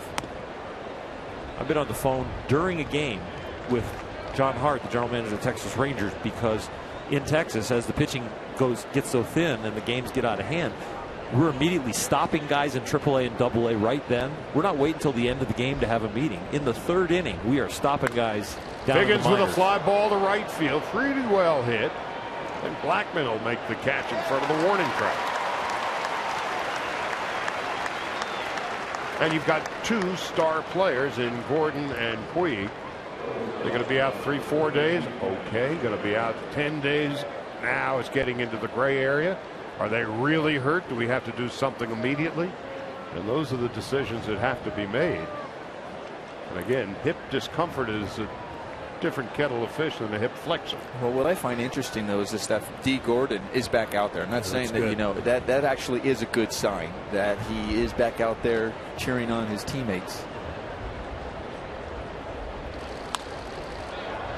Hanley pops it foul.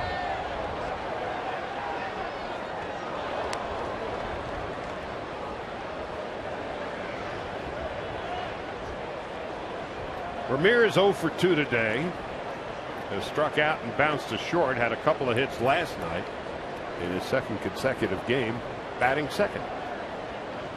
Meanwhile, the Rockies with a 3-0 lead, and the Dodgers have yet to get a base runner as far as 3rd base.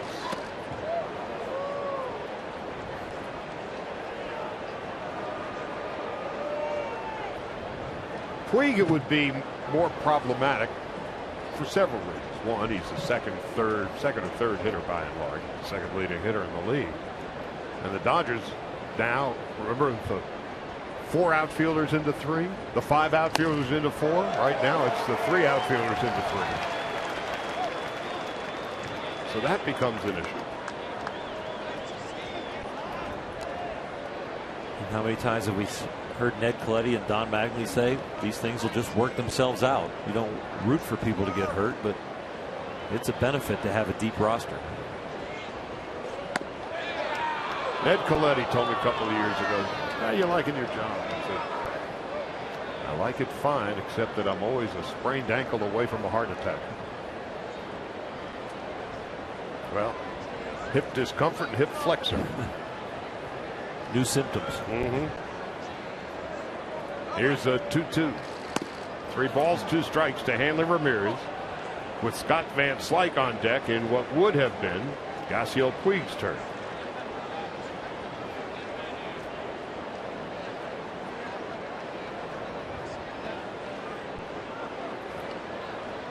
Chacin having his best day of the season by far, and he delivers a fastball inside. Second walk of the game.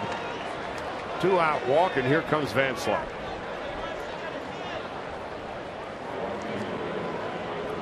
This is where Yasiel Puig hurt his hip.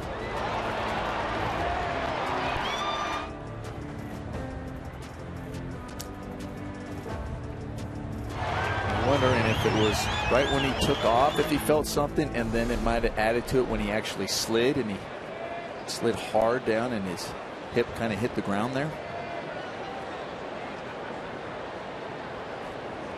Van Slyke with a line drive into left field. That's going to drop in front of Dickerson for a base hit. Adrian Gonzalez coming up, looking for a fine time to break out of an 0 for 14 and 1 for 21 slump. First and second, 2 out. So the 2-out walk to Ramirez opens the door, and let's see if Gonzalez and the Dodgers can kick it in.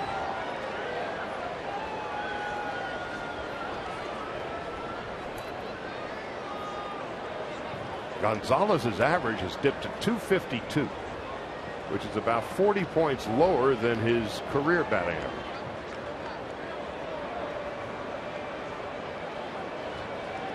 Home runs, 38 runs batted in for Adrian Gonzalez. No balls and a strike.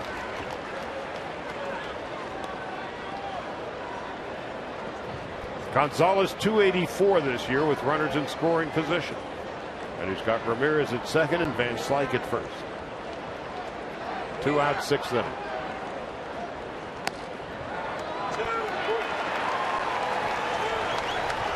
That's when you know things aren't going well. That's that borderline pitch, that borderline strike always gets called on you.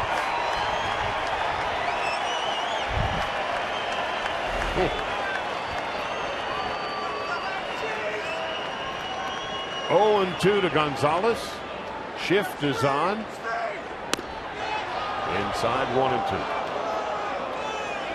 It's so odd how the defense against Adrian changes depending on the situation. I mean, the exact place where he hit the line out, which was like right where the shortstop plays, but the third baseman was there. They don't have anybody there now.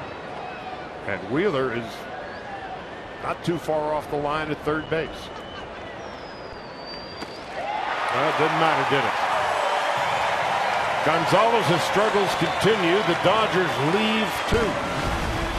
We go to the bottom of the 6th, and Colorado leads by 3.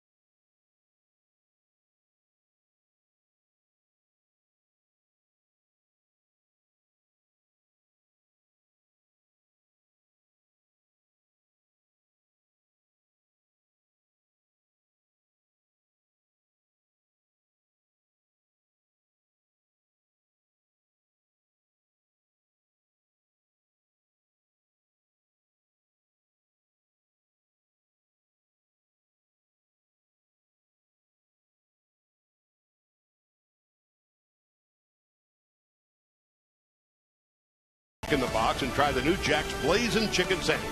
It's Jack's hottest sandwich yet. And by the Ram 1500, Motor Trend's 2014 Truck of the Year and first ever back-to-back champion.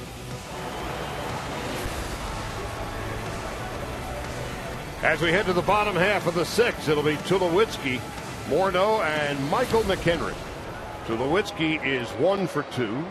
Steps into the batter's box, hitting .360, highest in the major leagues.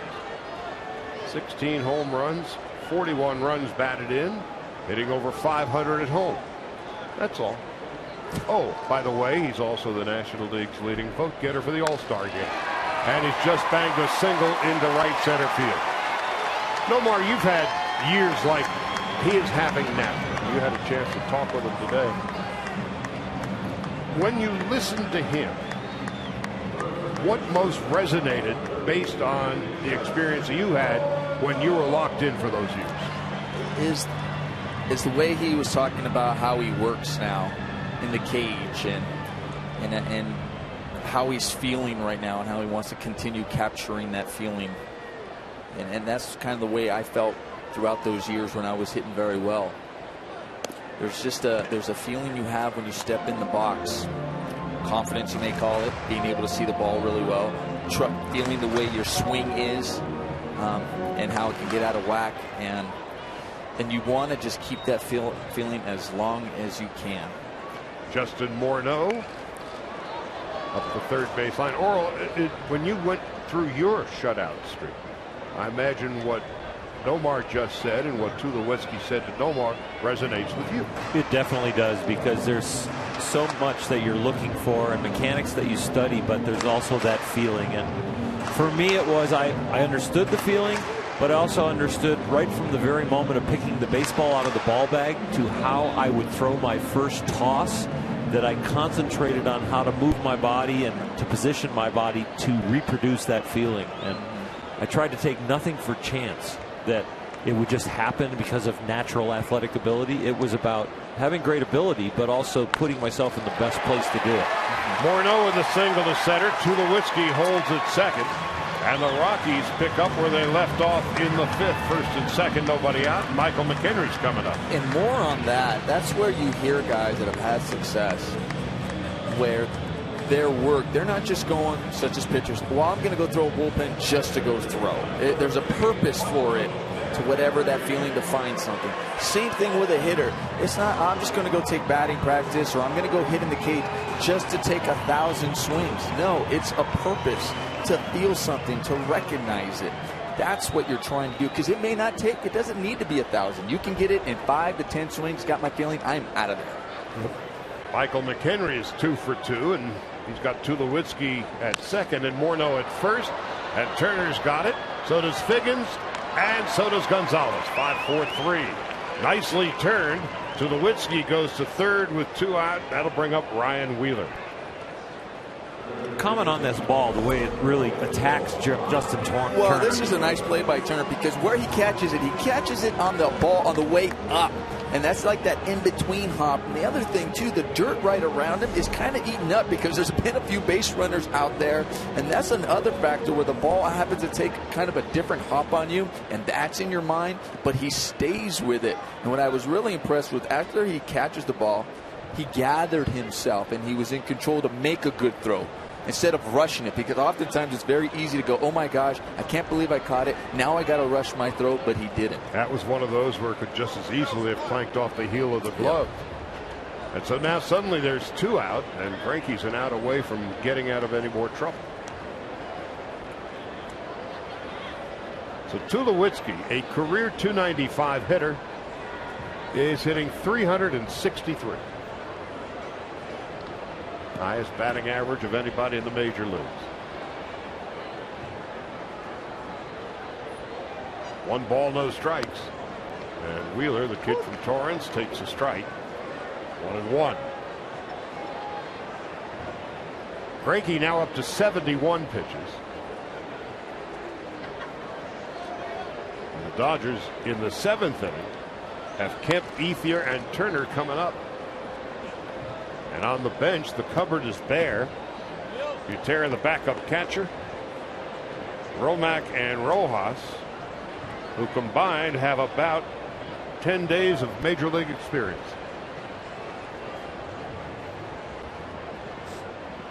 And are each looking for their first base hit. So there's not exactly murderer's row awaiting on the bench. Wheeler just got a piece of it.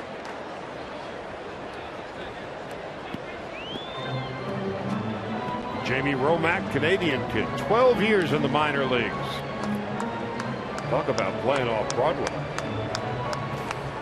Talked with him the other day, and he said his career turned around when he figured out he wasn't going to be a starter if he ever got to the big leagues, and that he needed to start being consistent in all the things that managers look for in utility players.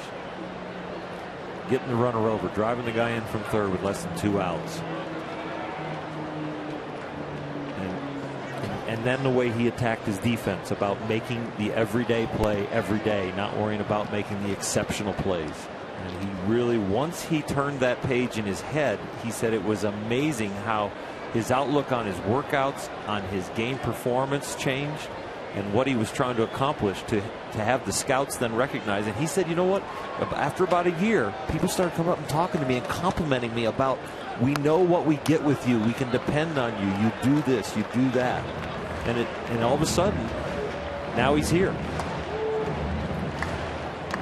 And not knowing the extent of the Puig injury, Romack moves up on the depth chart.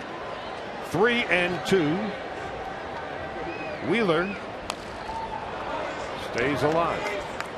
I think it often gets overlooked how important that kind of a player is, because it's not easy. People might think, well, can't you just turn a guy who plays every day into one of those guys?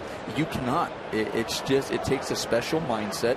It takes a special preparation in order to accomplish that. Dodgers had 3 of them last year. Right. Bruto, Schumacher, Jerry Hairston Jr. Later, Michael Young at the latter stages of his career. And Greinke misses outside, first and third, 2 out.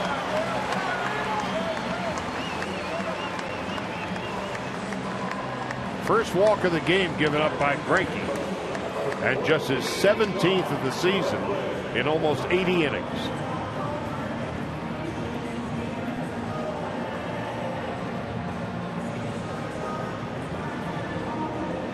Giants and Mets later. Washington at San Diego later. Atlanta at Arizona later. So here's Rutledge, 1 for 2 and a run scored. Fouls it back.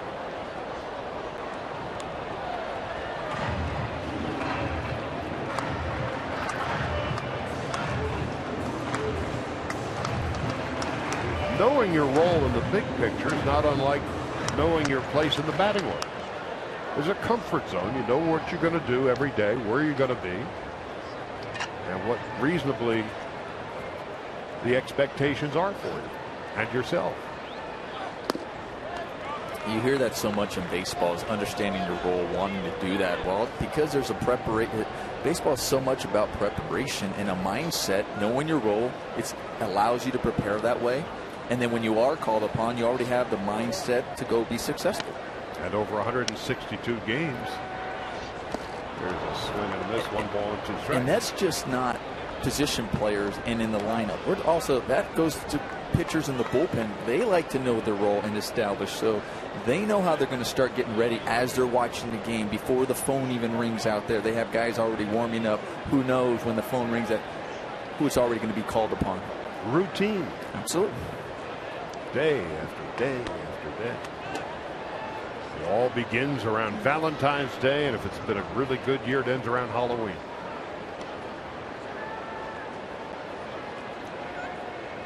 On 1 and 2.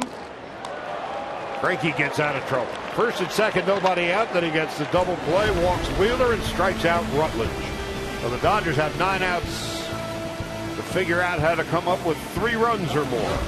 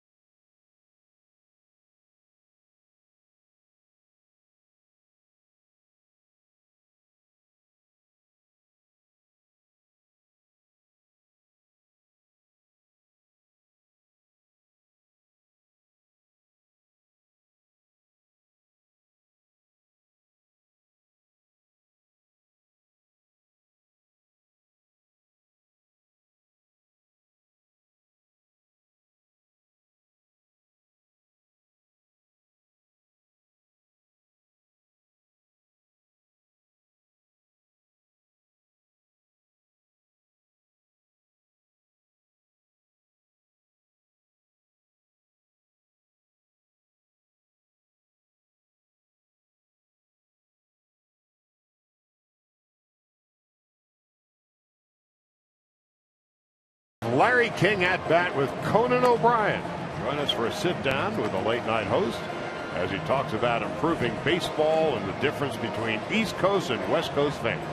Don't miss Houston. Hello, Larry King at bat on Sportsnet LA with Conan O'Brien tomorrow at 5 p.m.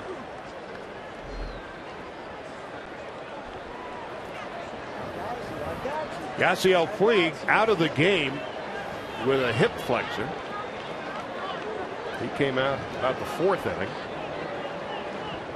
So he is watching on the sidelines with sweatshirt, as is D. Gordon, who came out of the game with hip discomfort. These two young fellows clearly not hip enough today. Kemp is 1 for 2 and takes inside 2 balls, no strikes. So the Dodgers need a couple of base runners to start talking turkey late in the game.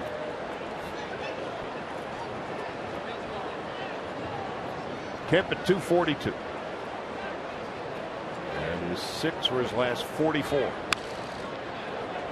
Past Lorenzo Bundy, who nonchalanted that one. I'd be running into your lap, thumb down there.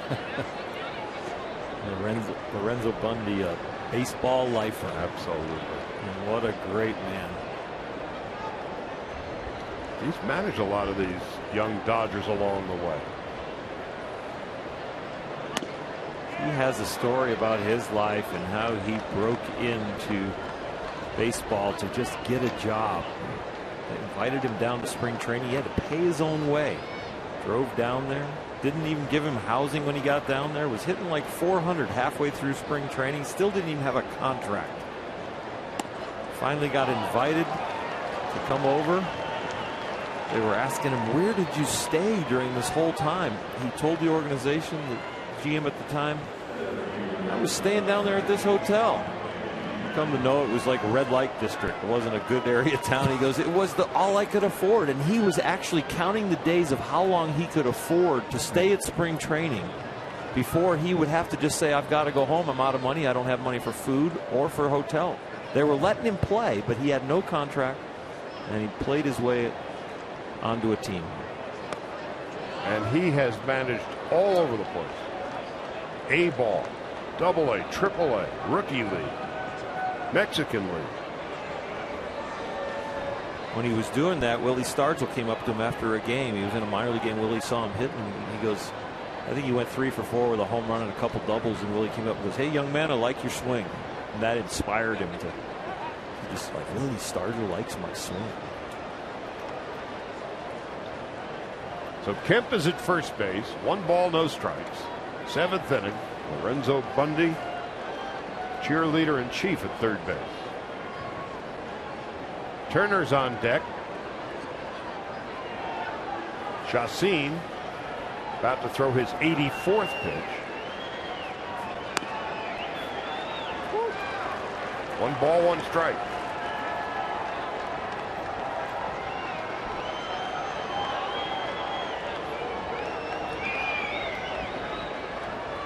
Chacin, a 14-game winner last year, had a miserable time of it early this year. Bad shoulder. This is but his 7th start.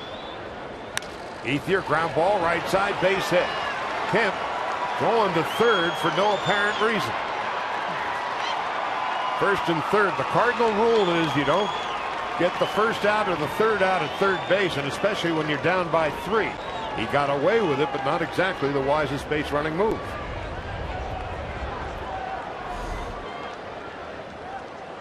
Andre Ethier doing a good job. This ball was down, but staying with it and able to drive it over there to right field. And I think Matt Kemp went on because at least he got a good jump right off of that. He takes off right when the base hit, so he goes, listen, I got a good jump. I didn't have to freeze on that ball. So he felt, listen, with my momentum, I'm going to go all the way into third base. And like you said, lucky for him, he made it safely. So that's one of those in basketball. Don't shoot, don't shoot, don't shoot. Nice shot. Yeah. It's so much easier to get to third base when it's a ground ball base hit right away. Hit so low and hit the ground so quickly.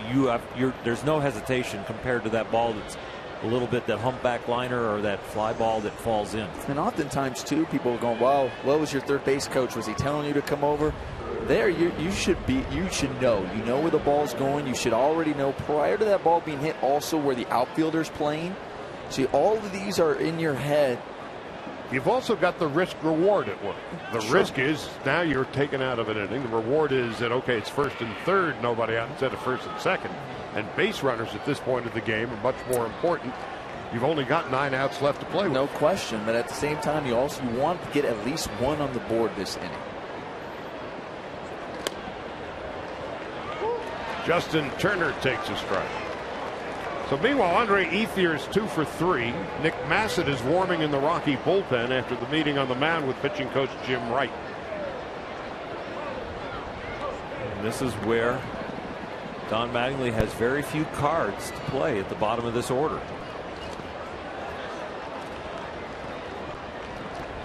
Turner, who's 0 for 2.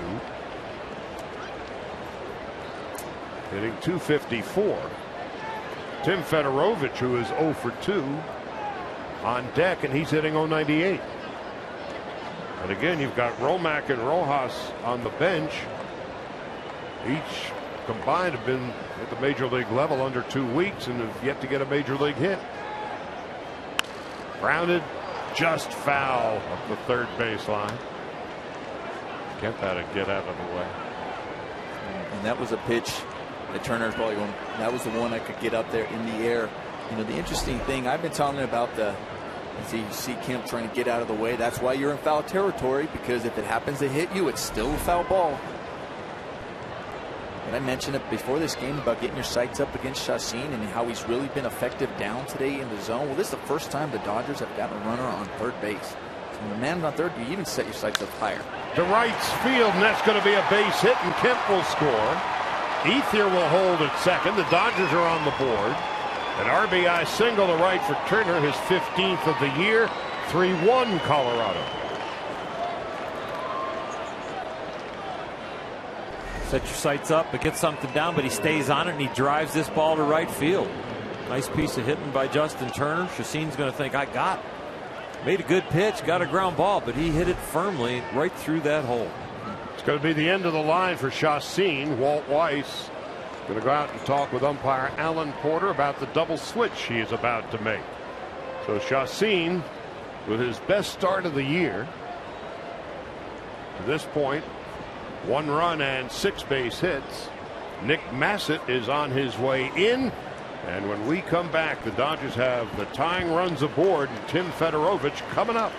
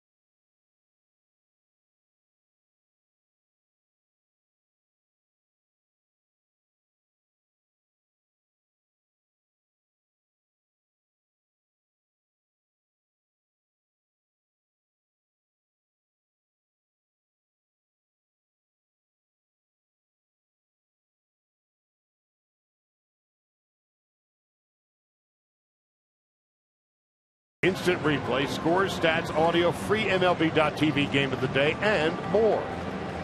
Download on the App Store or visit Dodgers.com today.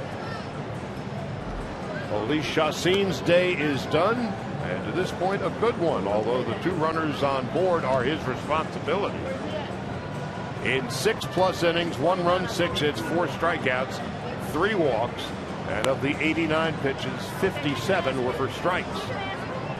Charlie Culberson comes in and takes over at third base, part of a double switch, with Ryan Wheeler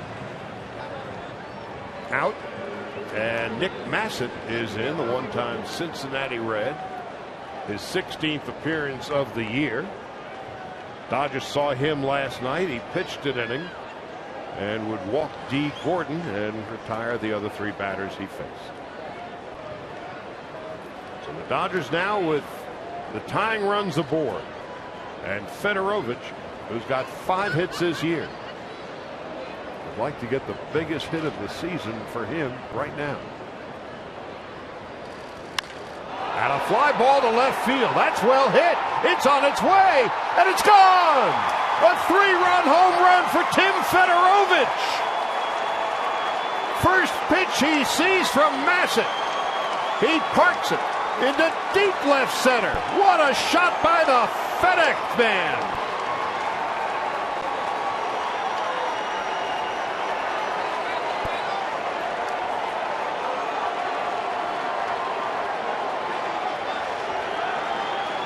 Well, he was looking for the biggest hit of the season, and he got it. Well, looking for the first pitch that he can attack. That ball was right down the middle, and he put a great swing on it, and he launched it over there to left center.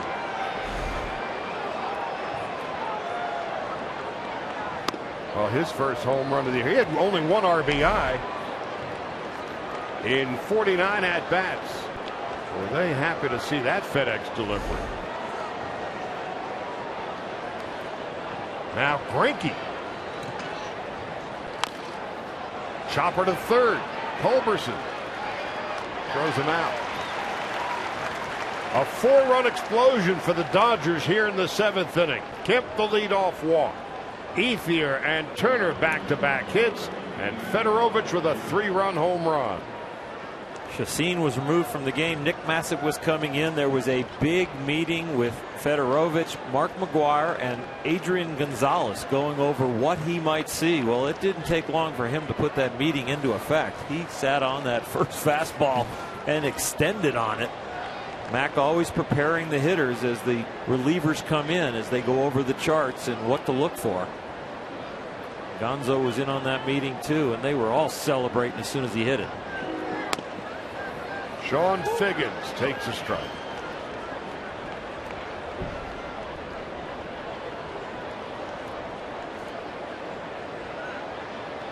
For Tim Fedorovich, his 5th career home run, including that 3-run shot. He has 21 RBIs on his career. 1/7 of his career RBIs on 1 swing.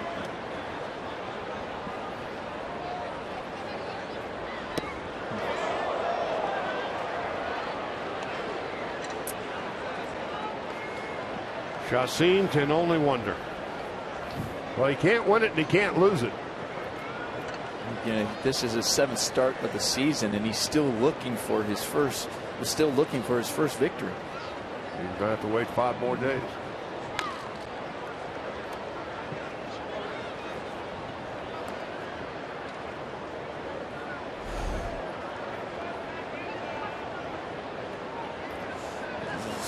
A lot of Dodger fans at Coors Field on this Saturday afternoon.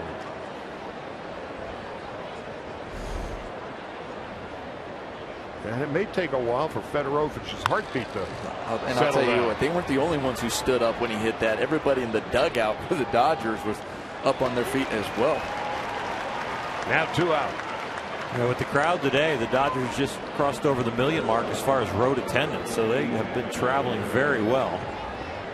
Dodgers lead baseball in home and road attendance.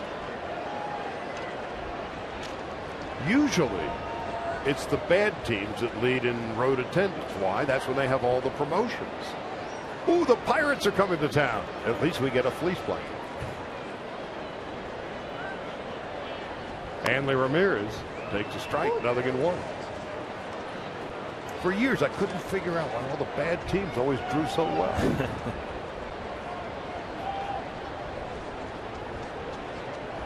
Dodgers, of course, have become quite the event. 1 ball, 1 strike. Tim Federovich.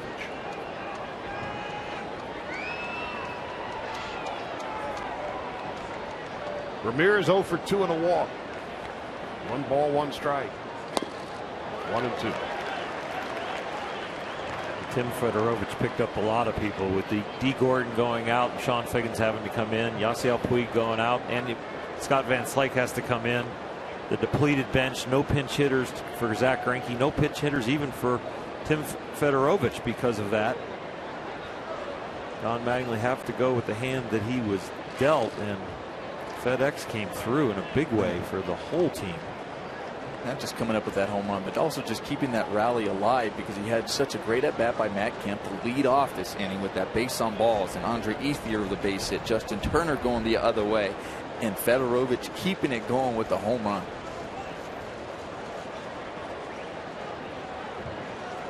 Two balls and 2 strikes to Hanley Ramirez. Talking about Massett last night and promotions. It was Manny Ramirez bobblehead night, about 5-6 years ago, whatever it was. The night before, Ramirez got hit by a pitch. He wasn't going to be able to play on his bobblehead night.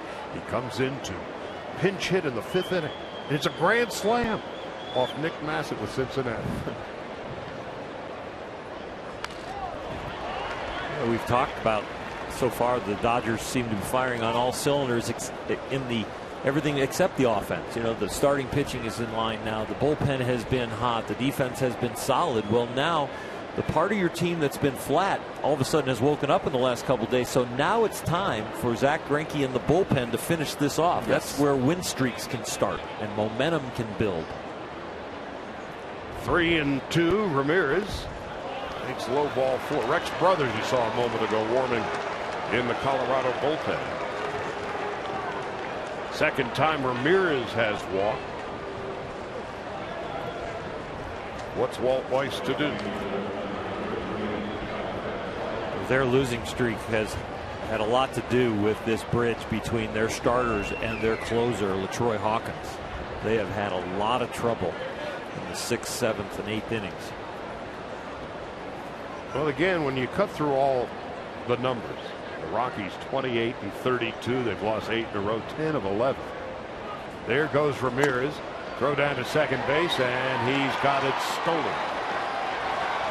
Hanley Ramirez with his 8th stolen base of the year. He had 2 last night.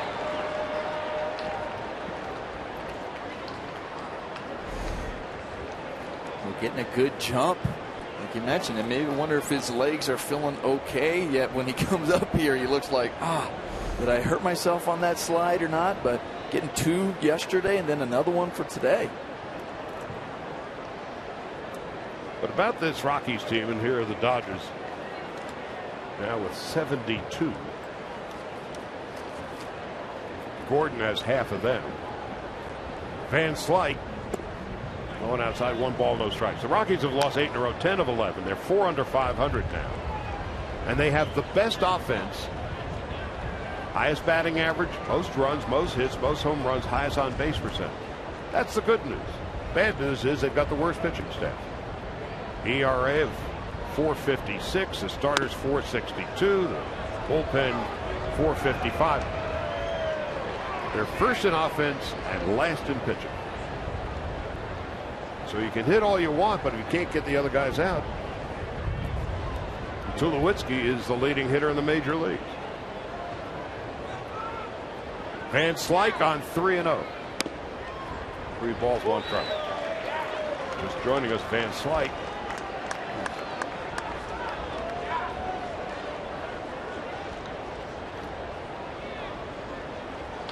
There's Carlos Gonzalez. He's on the shelf. Nolan Arenado. He's on the disabled list as well for Colorado. Van Slyke foul up the third baseline.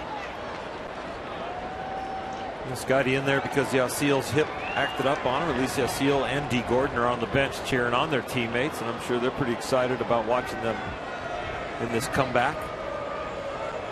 You know what I really appreciate about Hanley Ramirez is he hasn't been hitting for power as much. He hasn't hit at a high enough average. He's not driving in as many runs as expected, but as he's gone through that, he's continued to use his legs and steal bases when he's been on. And now McHenry's going to go out and talk to Massett.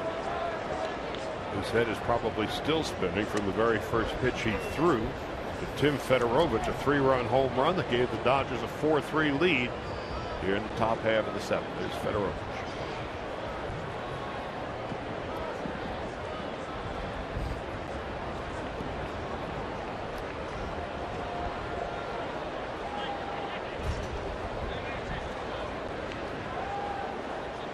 So I forget Hanley Ramirez is at second base. In 2006 and 2007, he stole 51 bases. Van Slyke takes ball 4. And Nick Massett isn't winning too many friends here at Coors Field. And Walt Weiss's going to take him out of his misery. And body language sometimes speaks eloquently. Paging Dr. Brothers, Dr. Rex Brothers. He'll be facing Adrian Gonzalez. Gonzalez slumping. Maybe it'll be his turn to break out of it when we come back.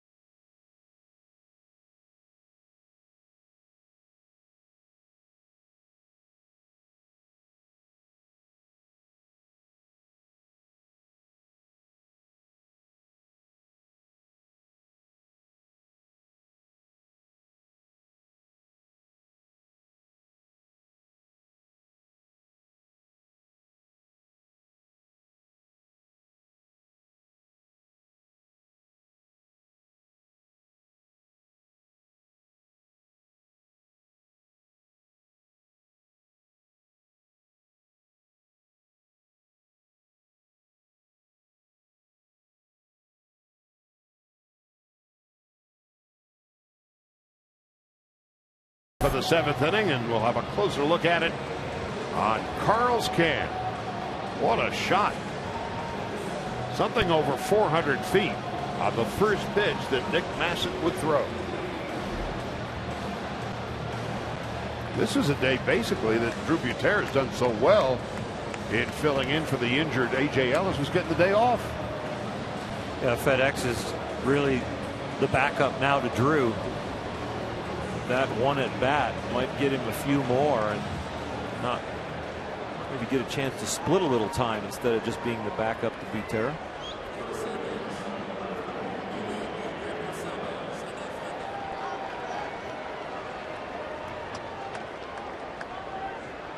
Adrian Gonzalez with 2 on and 2 out and 4 in the 7th, and the Dodgers with their first lead of the day.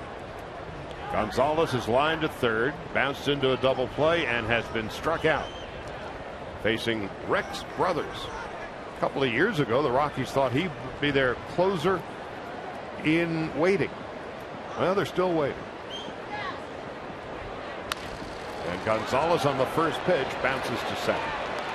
Adrian's problems continue, but the Dodgers bat around and come up with 4 runs on 3 base hits. The big blast, Tim Federovich, his 5th career home run and his 2nd here at Coors Field. 7th inning stretch, Dodgers lead.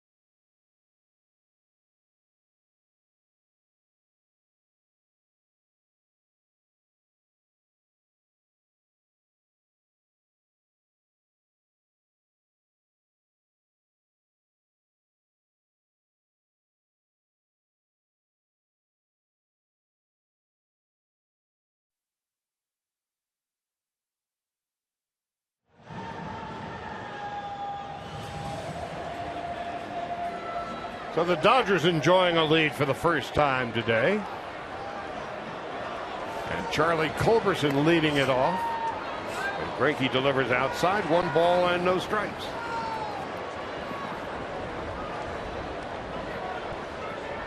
Culberson last night singled and tripled in 4 at-bats. So he's at third base, part of the double switch, and this is his first at-bat of the day. And Greinke energized with a 4-run 7th. You are so right, Charlie, about the energy. I've been out there struggling, pitching pretty good and not getting any support, and all of a sudden it pops up, and what a bond between the catcher and the pitcher there is. Especially when the catcher has hit the 3-run home run. Exactly. The battle of defense, you're bonded and you're communicating and you're locked in together. But then when the catcher comes through with the offense, it deepens that bond in a big way. I wouldn't be surprised Zach buys him a new pair of shoes or a suit or something. Daddy needs a new pair of shoes. 1-2 to Culberson with Blackman on deck. And Greinke about to throw his 85th pitch. Here it comes. And he fouls it off. Today's salary levels, they probably get a whole wardrobe as a gift. Call in the custom tailor and say, come here, out, you know. Get him 6 suits There for this you road go. trip.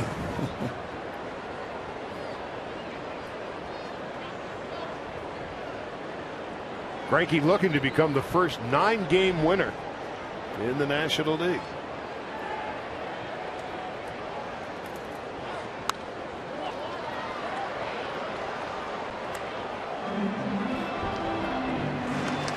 Dodgers 4 runs and 7 hits, no errors. Colorado 3 runs, 9 hits, no errors. On a day in which D. Gordon and Yasiel Puig have to come out due to hip injuries. In the case of Gordon, it was described as hip discomfort. In the case of Puig, hip flexor. Here's the 1-2. Swung on and missed, strike 3. For Zach Greinke, his 6th strikeout of the game. He has struck out 6, walked only 1. That's the first out of the bottom of the 7th.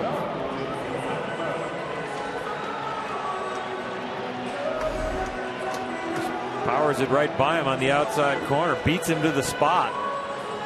Zach Greinke has done a nice job today, not overusing his breaking stuff. Done a great job with the fastball. When he has thrown his curveball today, he's thrown about 5 of them. He's taken a lot of speed off them to give him time to break.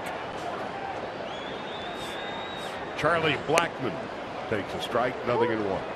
As Nick Massett was walking off, and I was thinking, you guys both had just tremendous careers. I'm not saying it because you're here, but I'm saying it because you're here. But having said that, how desolate and how lonely and how painful a feeling it must be to be booed out of the joint. What is that like? It's a lonely feeling. It's like that feeling like you're on the island. I mean, he obviously feels awful. He knows it goes one pitch and it changes the dynamic of the game. You know, as a fielder, you make that error and it costs you the game. It's definitely, it's not a good feeling. You feel awful, and then when you come off and they boo you, you're going, yeah, I deserve it. Exactly, I get it. I understand it. I deserve it. It's not there. They're not doing it because I'm bad. I mean, like, I'm a bad guy, right? Because I'm a bad person. I messed up and I deserve it. If you're responsible and accountable internally, that's the disarming feature in your personality, is that I deserve it. I'm booing myself, but the next reaction has to be, how am I going to fix it in the future? Right. How do you not take it home with you? You do. I'm not gonna, you definitely you do. You don't just let it go. You feel awful. It's not. I worry with people who don't take it home for them and say, oh, hey, all right, messed up, it's gone. You know, go get them tomorrow. You're going to take it home. Then tomorrow, okay, it's gone. It's a new day, but it's going to stick with you for that night for sure. I mean, I don't know what the right terminology is. Ramirez. Throw wide. Got him. Somehow Gonzalez is able to keep his foot on the bag. Well, that's a great footwork by Adrian Gonzalez because he didn't stretch too early. So as the ball is coming towards him, he knows it's to his left, and then he knows it's going to be far, and he takes a jab step on his stretch, and he does it in the correct direction. Zach Greinke trying for the range, and Hanley's thrown here. So Adrian hasn't stretched yet, but now he does. And when he stretched late, if he stretches early, he's not going to get to this ball. He's going to reach and he's going to miss it. But he stretches late, goes to the exact direction of where the ball is tailing, and picks up Hanley Ramirez on the wide throw. Listen, oftentimes as a first baseman, you routine ball like that, you assume it's just going to be a good throw, and he didn't assume it there. Stubbs takes a ball low, 1 ball, no strikes. He's 1 for 3. To finish the thought on the bad day, Charlie, and what I was going to say is, people with other jobs, I don't want to say normal jobs, but normal everyday jobs, they don't have the results that come in every day like a baseball player. And so you can have a bad day at the office. I don't know how often you have it in the other jobs, but I don't think you have it quite as often as a guy who's going through an 0 for 30 slump, or a reliever that has 5 bad outings in a row. You can have a bad day at the office and a couple of coworkers. All right, see them all. You're doing it in front of 30, 40, 50,000 people, and then there are highlights around the country. And that's the part about Nomar saying, I worry about the guy who doesn't take it home, because you have to care. That's the beginning of getting better. Chopper to third. Turner. Throw is wide. And Stubbs will go to second.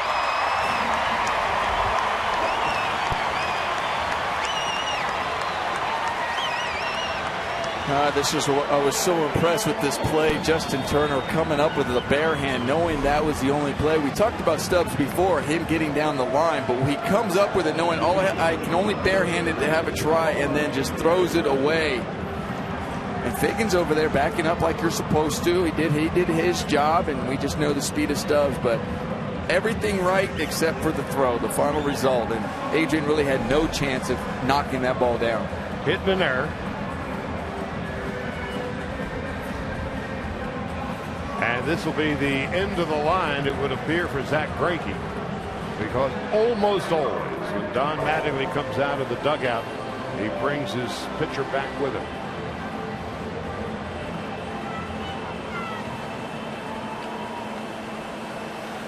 Almost always. Brandon League and J.P. Howell are warming. Mattingly taking as much time as he can. Umpire Alan Porter trying to break up the festivities. And Mattingly will stay with him. And a PS on the booing. In the years that I broadcast the Yankees, and you know this fellow as well as anybody, Mariano Rivera, he had the nerve to blow saves on back-to-back days. The nerve of that man. And those newspapers in New York, they were just killing him on the back page. The talk shows were eating him up. I asked him one day, after having blown 2 in a row, day after, I said, do you take that stuff home with you at night, or do you bring it back with you the next day? These are back-to-back blown saves. Line outside, 1 ball, no strikes to Corey Dickerson. And he looked at me and said, once the ball leaves my hand, I have no control. And that's how he dealt with adversity. I did all I could do. Sometimes it just doesn't work out. It's easy to say when you're the greatest who's ever done that job. But that was one of the things that made him so unique. Right, once the ball leaves my hand, what am I going to do? Dickerson with the tying run at second base.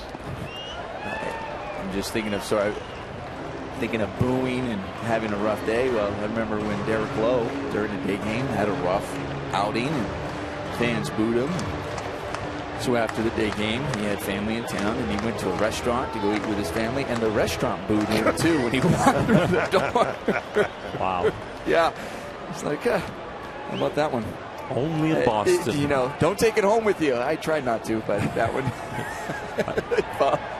Love that dirty water, Boston. You're my home. And he goes, yeah, and he said, I deserved it. Only D. Lowe could handle it that way. He was one of the best, no question about it. Well, meanwhile, 3 balls and no strikes. And the Rockies, in fact, the National League's best hitter on deck in Troy Tulowitzki. Dickerson is 0 for 3. 3 balls and a strike.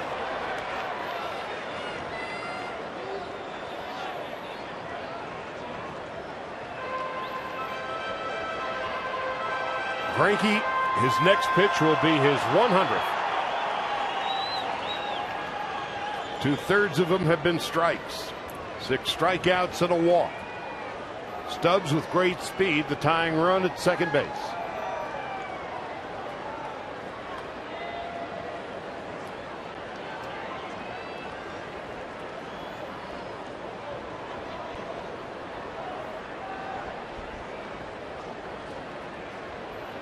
Dickerson with 7 home runs and 17 runs batted in.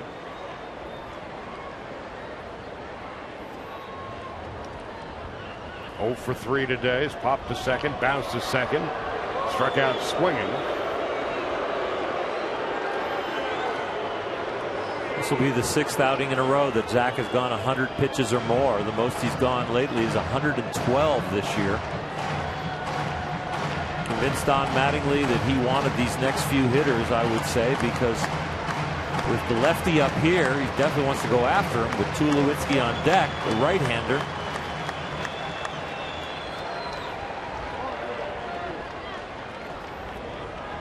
Get to face the lefty, you're probably going to get to face the righty. 3 balls and a strike. Drilled into center field for a base hit, and it's a tie game. Stubbs comes in to score as Dickerson delivers. 4-4.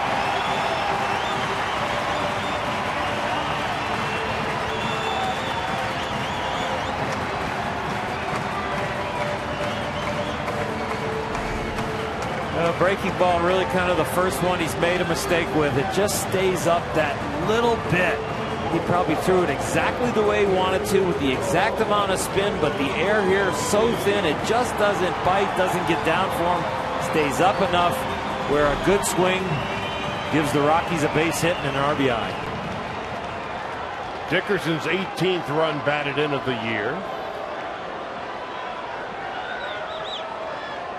And Tulowitzki takes outside and low, 1 ball and no strikes. Hindsight is forever 20/20 on that infield hit by Stubbs. And Turner held on to the ball and not thrown it away. Stubbs is at first base instead of second. But hindsight is always 20/20. Well, I'll tell you, as an infielder on those situations, that's one where you do try to make the great plays. That's what you're thinking. You're like, listen, no one's on. Here's the one where if I can get it, I can help my pitcher out. I'm going to try to make a great play. Because you're not thinking about throwing away. Maybe you may not get him out, but you're not thinking about that. I'm throwing it away, and that'll get him to second. You're going, this is a great. And also, even if you do that, you're thinking, well, a ground ball still gets him out of the inning. There's 2 outs. That's when you. That's in your head. And as a pitcher, I'm glad you went for it. I really am. I want you to get me in the dugout. I want the energy of us coming and getting the lead and making a great play to end the inning. 2 balls and no strikes. Tulowitzki takes one, 2-1. And when you throw it away, Zach Greinke's out there. I want to pick him up. I want to pick him up. I want to get this guy out, and he just didn't get it done. And Turner's done a terrific job filling in for Juan Uribe. He's out on the field doing some rather strenuous leg exercises several hours before the game today. 3-1 to Tulowitzki. He's 2 for 3 today.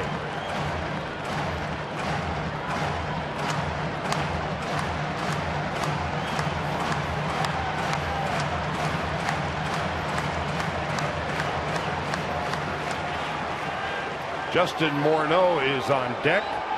Morneau, a left-handed hitter. So one would think J.P. Howell, who is warming in the bullpen, will be ready if Tulowitzki gets aboard. Grounded to third. There's Turner. Throws on to first, and that ends the inning. But a 2-out infield hit for Stubbs. And a Dickerson RBI single to center. Knots the game as 4 as we go to the 8th.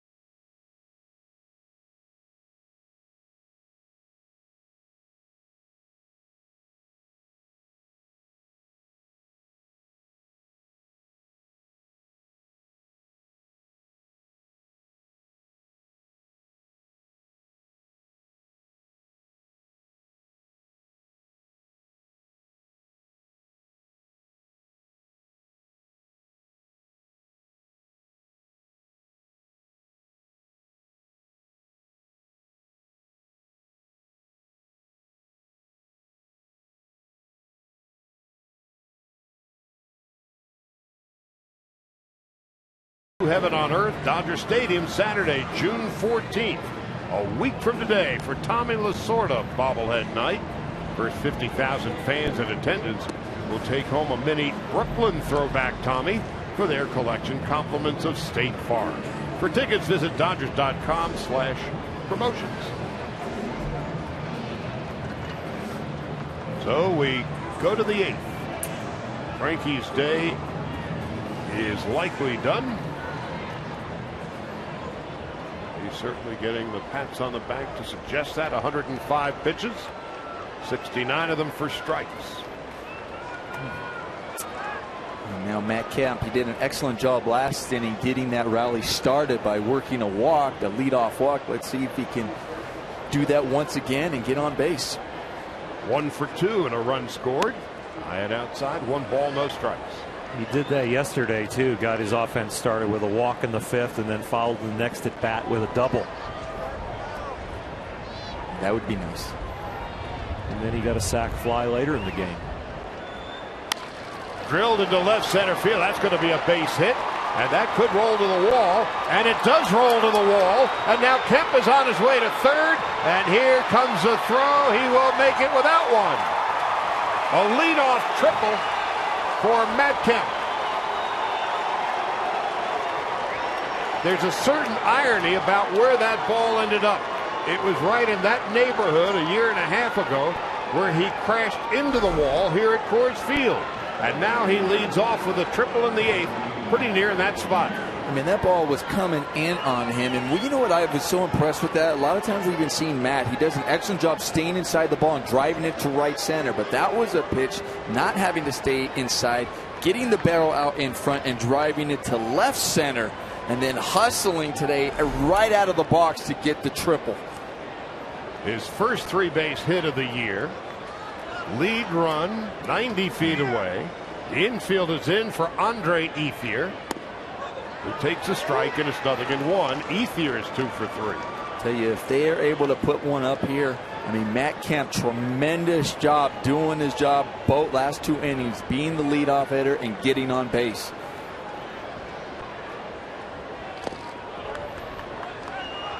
One ball, 1 strike to Andre Ethier. Dodgers as a team are hitting a National League low 207 against left-handed pitching. Ethier at 192. Infield in. Chopped to second base. Kemp has to stay put, 1 out.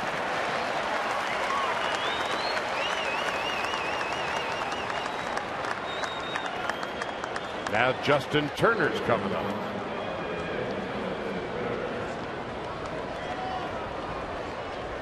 Walt Weiss coming out. He's talking to Alan Porter about the switch he is about to make. In fact, it'll be a double switch. Adam Ottavino is on his way in. And Brandon Barnes will be part of the double switch too. We'll detail the details for you when we come back.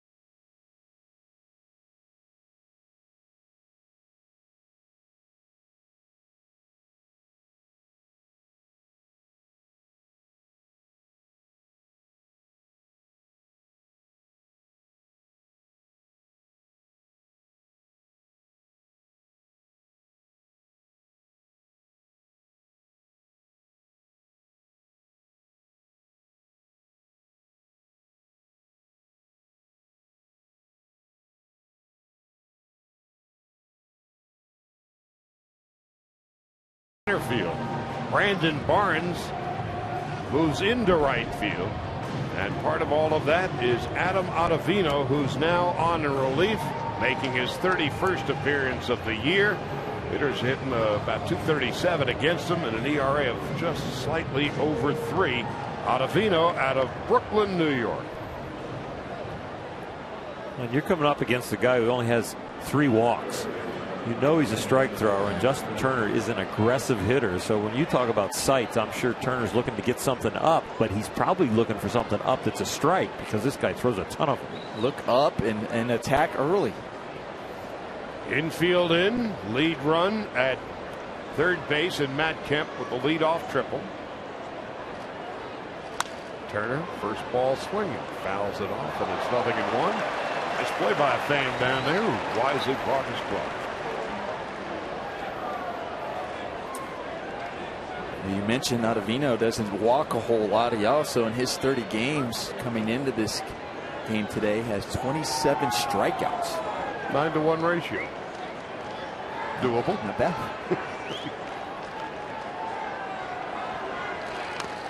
Oh, 2. It's also very deceptive as he's kind of his body when he steps. Kind of steps closer going to third base in the inner half of a home plate to a righty, and then he throws across his body. So hides the ball well, and then when it comes out, he's got a stride of a sidewinder with a delivery of an overhand guy crossfire. 0-2 to third. Kemp has to stay put. 2 out.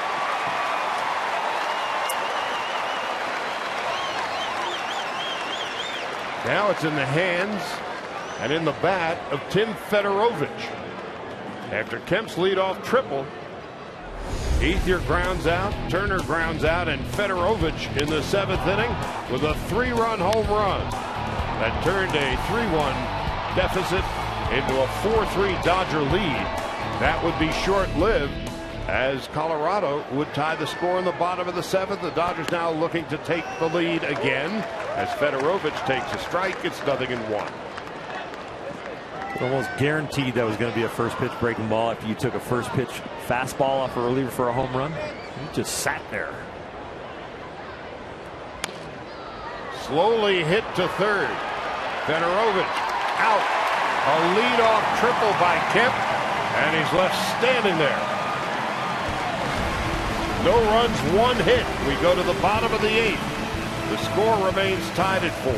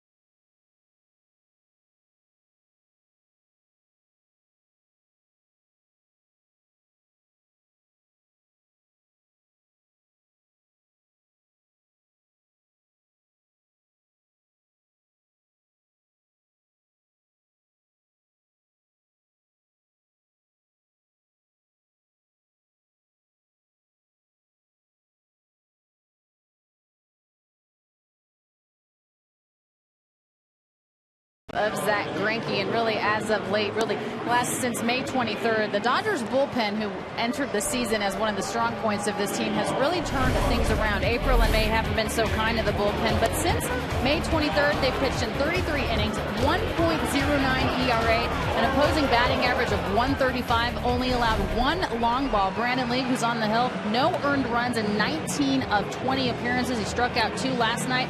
In fact, the bullpen ERA as a whole, May 17th, it was 4.44. Entering today, 3.75, guys. So it's in the hands of the bullpen. And the Dodger bullpen, as Alana pointed out, has steadily improved over the last 3 weeks or so. But the Dodger bullpen, here are some ominous notes going into the last couple of innings. Dodgers in one-run games are 7-10. Colorado 8-10 in one-run games. Dodger bullpen one-loss record, again, primarily the first 2 months of the season, 4-13, but they have turned it around. And here is League delivering to Justin Morneau, who's 1 for 3.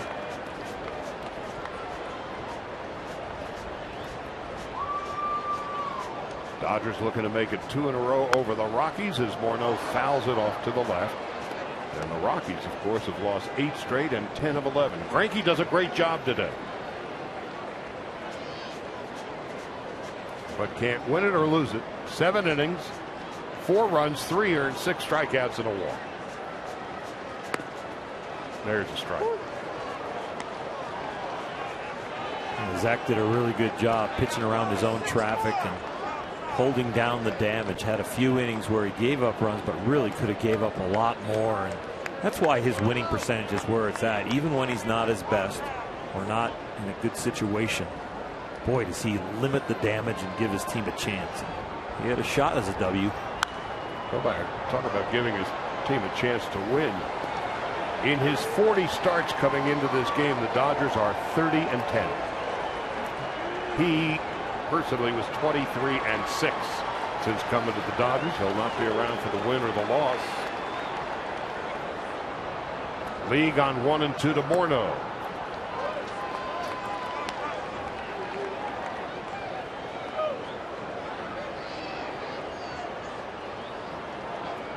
Morneau, of course, came up with the Twins in 2003.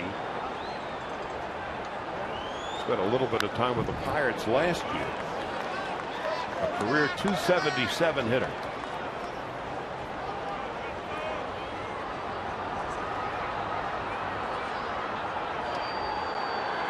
Born in British Columbia.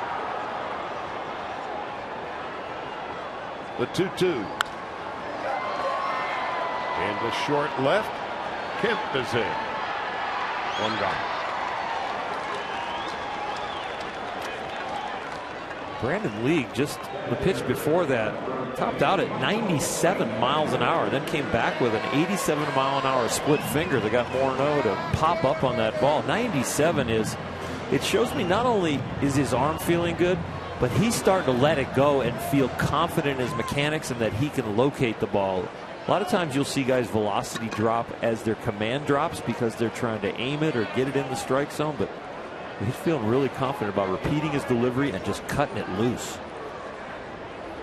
Michael McHenry takes a strike, and it's 0-1. McHenry was not in the lineup at the beginning of the day. He was an assertion in about an hour before game time. Willen Rosario was under the weather.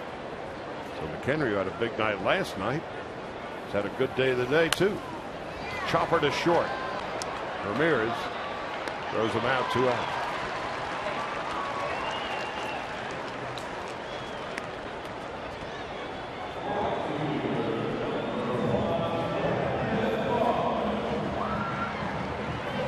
Brandon Barnes, his first at-bat of the day. So Brandon Lee has been doing a lot of work.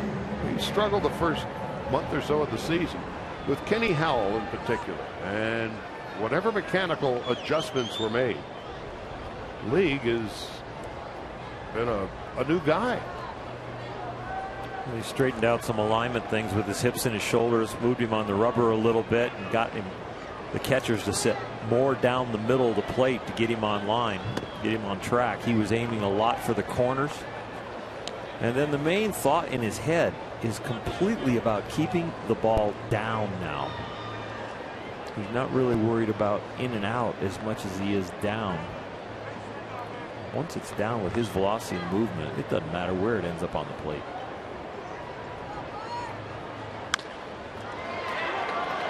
Into center field for a base hit. A 2-out single for Brandon Barnes.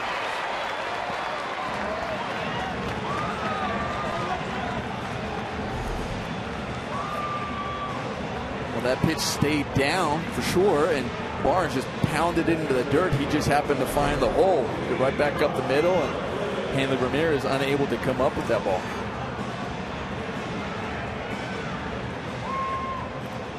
Josh Rutledge coming up. Rutledge is 1 for 3, a run scored and an RBI. Tied at 4, bottom half of the 8th.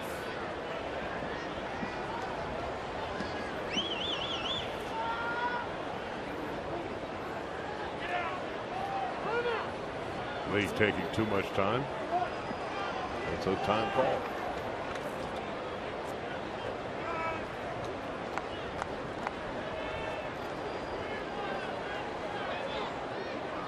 Rutledge at the moment is at 265. He and LeMahieu battle for second base responsibility. Ball strike, and it's 0-1. A 2-out man on first. Tie game. Can't allow any doubles, especially these infielders. The outfielders play deep here in Colorado no matter what. It's hard to prevent the doubles. You've just got to play your normal depth. But Justin Turner and Adrian Gonzalez are really going to guard these lines with League, a ground ball pitcher. Make 2 hits score the run, not 1.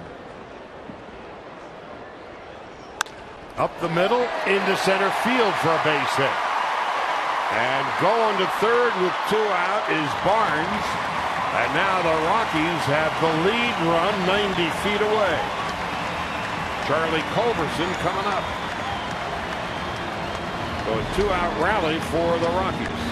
Do the same thing if you're Brandon Lee. Go and get another ground ball. You've given up 2 so far. Get a third one. It's rare that all 3 find holes. Were they hit hard? Yeah, they were hit firmly. Just get them to hit it on the ground.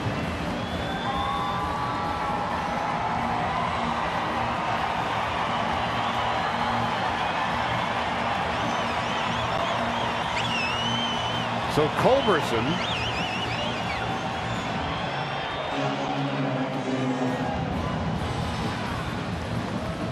with a chance to give the Rockies the lead.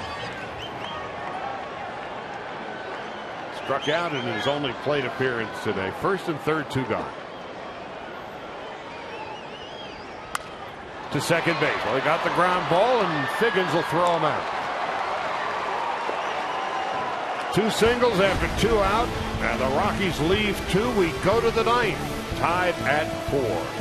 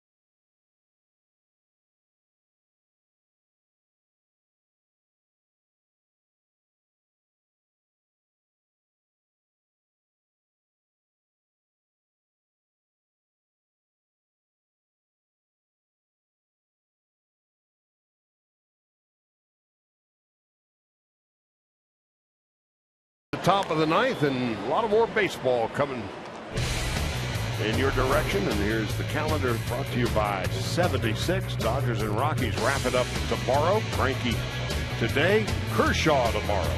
And then a 4-game series in Cincinnati Monday, Tuesday, Wednesday at 4, Thursday getaway day at 9:30 in the morning Pacific time. So here we go into the ninth inning, and Jamie Romack is leading it off.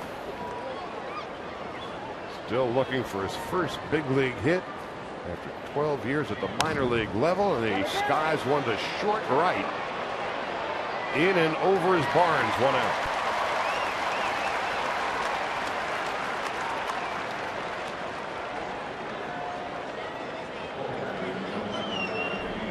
Now Sean Figgins came into the game when D. Gordon came out. Hip discomfort is what they called it. Also today, Yasiel Puig came out with a strained hip. So 2 key components to the Dodger offense now relegated to watching the rest of the game as Figgins takes inside 1 ball, no strikes.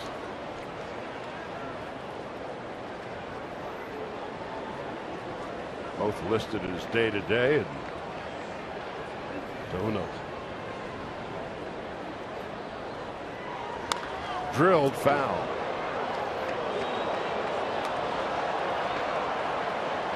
When we were watching Figgins in spring, he wasn't hitting the ball terribly solidly, but he was getting on base a lot. You know, he'd find the hole here and there. He'd walk a lot, and he's still doing that. But in the last week or two, now that he's playing a bit more at third base, he's going to be playing at second, one would think, for a day or two, depending on how Gordon responds. He's just hitting the ball more solidly. That foul ball an indicator. You know, he came into camp after being out of ball for a while and coming off of terrible offensive numbers. And he was coming in to earn a job. So there wasn't going to be a whole lot of help or remake in his swing or his abilities, because Valentin Jr. and Mack are not going to just take a guy that's a veteran and all of a sudden go, hey, I know you're trying to earn a job, but hey, we need to work on all these things. Well, now he's been here a while. He's had a lot of thought. He's had a lot of work with these guys, and his swing is coming back. 2-2 with 1 out in the ninth, tied at 4. Ottavino deals, and Figgins with a ground ball into center field for a base hit. So Figgins is aboard with a 1-out single. Speaking of John Valentin, John was soft tossing under the cage. There's the Figgins single into center. Prior to the game today, and a ball off the bat of Andre Ethier deflected off the cage and hit him in the left eye. Valentin would be taken to the hospital, and thankfully no eye damage, no bone break. He's just going to fly with the team tomorrow with a shiner. But that was scary. Stan Conti's Brewers had a long day at the office. 2 hips and an eye. I'll tell you what I like right now, what the Dodgers have done all year, is the fact that they've been stealing a lot of bases. Obviously, D. Gordon has a lot to do with that, but the team as a whole has stolen a lot of bases, and now you put pressure on the pitcher right now. He has to be aware that Sean Figgins might try to steal. Not going a pitch out. You see pitch outs, and then what you also see is sometimes they groove a fastball in there, or they make a mistake with a fastball, and the hitter can take advantage of it. Walt Weiss, second-year manager of the Rockies. Dodgers stole off McHenry 3 bases yesterday, 1 this afternoon. Ramirez takes a strike, 1-1.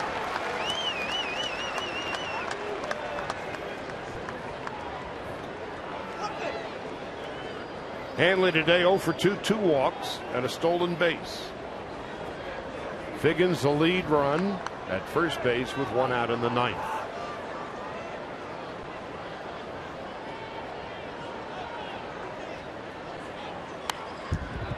Foul back. 1 ball, 2 strikes.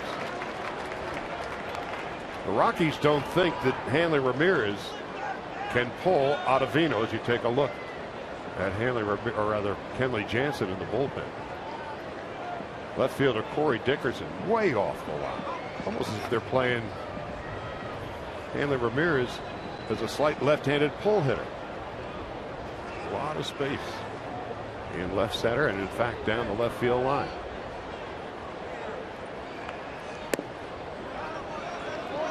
Two and two.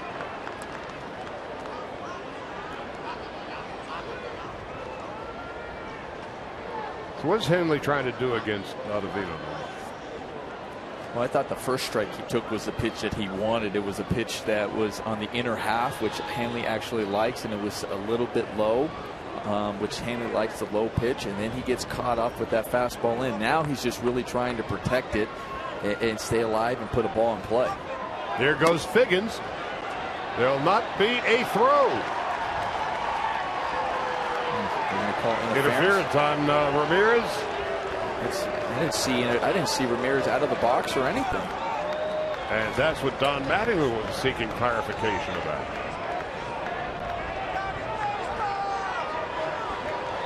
So Figgins will go back.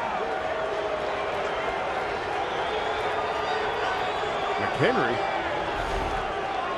might have hurt his throwing hand. The umpire's mask. Umpire, so it's not. Calling umpire's interference on himself. I guess the rule book calls my bad. I'm not sure I've ever seen it. So because he hits the umpire, the runner has to go back on that? You might have to get clarification on that one where the umpire's in the way there. I've never seen where the umpire. Never seen it called. It's not. You can't. Even if the ball hits the umpire on the infield or something like that, they don't say, "Oh, we can do that over." Yeah. But apparently, Don Mattingly was okay with the explanation. So the count is 3-2.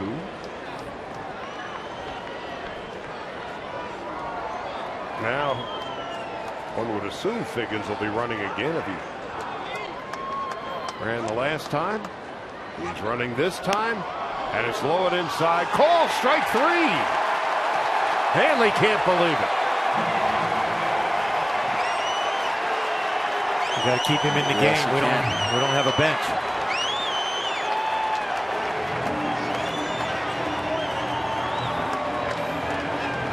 Don Mattingly escorting Hanley back because the cupboard is indeed bare.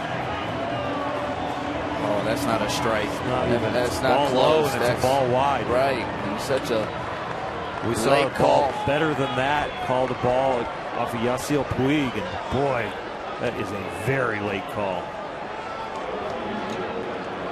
Figgins goes to second on the play. And now it's up to Van Slyke.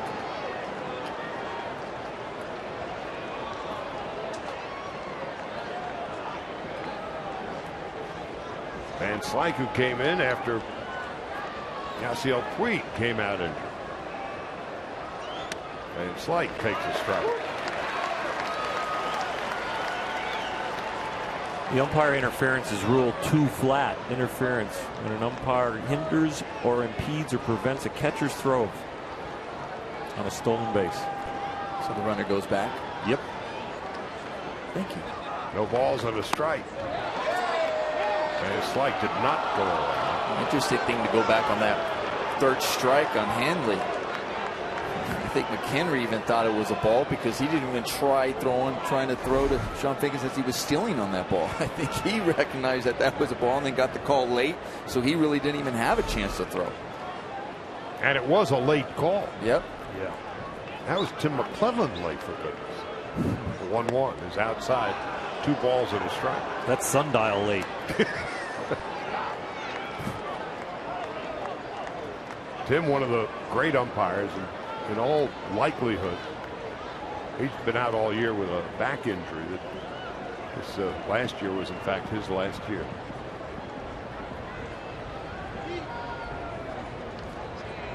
2-1. Van Slyke takes inside 3-1. Van Slyke with runners in scoring position this year is just 2 for 18, 111. And Gonzalez, who's really been slumping on deck.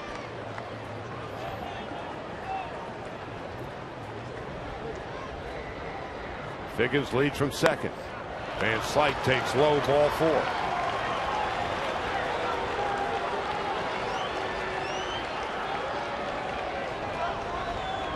Franklin Morales, who had been a starter, had been banished to the bullpen, is warming up, and he's going to be coming in as Walt Weiss. Looks like he's going to make himself a double switch. So first and second, 2 out. Adrian Gonzalez 0 for 4 today, hitless in his last 16 at-bats, and 1 for his last 23. Has a chance to wipe the slate clean when we come back.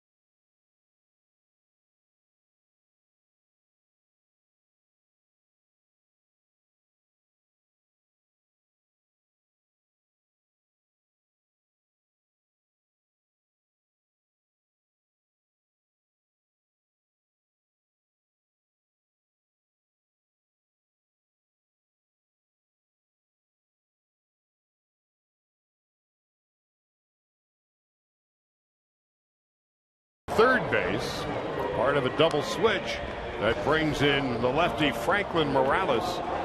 As you see, his 14th appearance and now his 3rd out of the bullpen. He began the year as a starter, but with an ERA just shy of 6 and opposing hitters hitting nearly 300 against him, he was banished to the bullpen. But it's lefty against lefty, Morales against Adrian Gonzalez.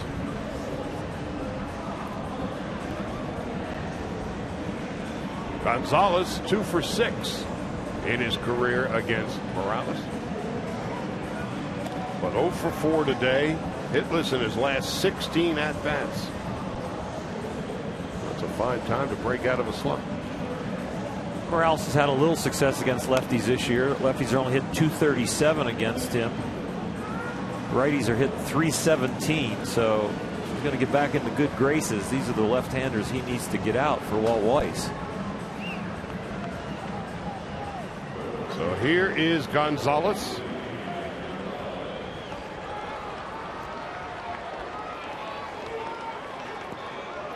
Adrian hitting just .174 against lefties. Lead run, Figgins at second base.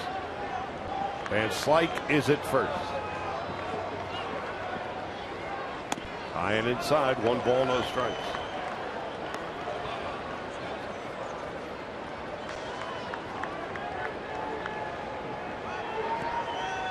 Adrian today is lined to third, bounced into a double play, struck out, and bounced to second.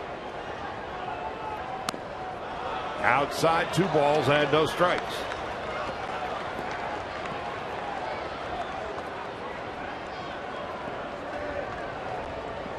So we've got the numbers. Gonzalez hitting well under 200 against lefties. The Rockies bullpen ranks dead last in the National League. Little number up the third base line. Morales rushes, throws, and they just get Gonzalez at first, and that ends the inning. Gonzalez's slump continues. The Dodgers leave 2. We go to the bottom of the 9th. It'll be the top of the order for the Rockies. Blackman, Stubbs, and Dickerson coming up. 4-4 from Colorado.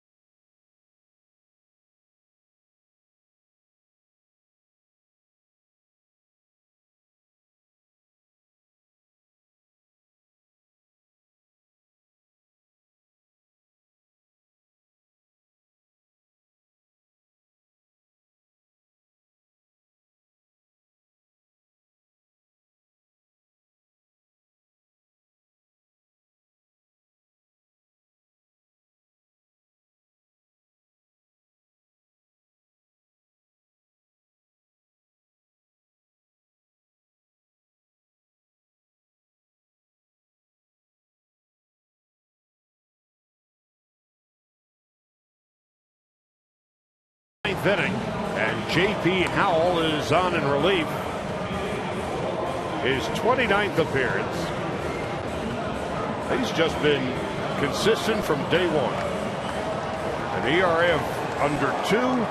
Opposing hitters are hitting less than 170 against him, and he'll be facing Blackman and Stubbs and Dickerson, and if anybody gets aboard, Troy Tulowitzki. So Brandon Lee. Another shutout inning of relief. No runs and 2 hits in the 8th. Both the Dodgers and Rockies are under 500 in one-run games. Dodgers 7-10. The Rockies 8-10. Colorado, of course, has lost 8 in a row.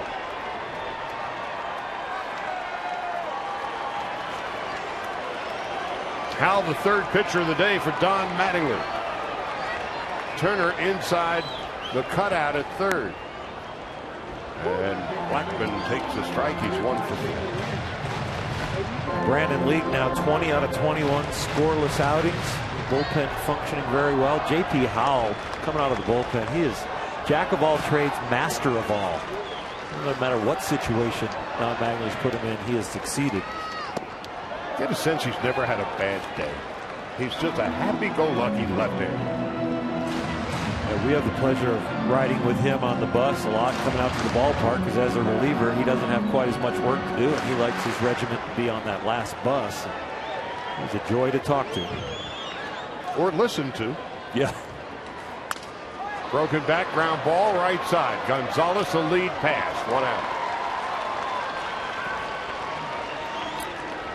I'll tell you, nice play by Gonzalez. Not an easy throw for the first baseman when you're going over there. A good job by Howell hustling to get there, but you see Gonzalez ranging over to get this ball in the hole, and then once he gets there, notice he recognized that Blackman gets down the line. I mean, that's that's awareness of who's up at the plate, though. He has to get rid of it quickly, and does a nice lead throw to Howell.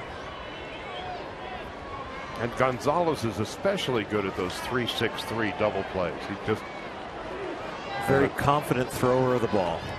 Very good at it. 1 out. 40,474. Good crowd today to watch the Dodgers and the Rockies in the second game of the 3-game set. Drew Stubbs drills one into left field for a base hit. Stubbs, great speed, the winning run. I'm sorry, DJ LeMahieu. Stubbs came out of the game. And LeMahieu in his first at-bat singles to left.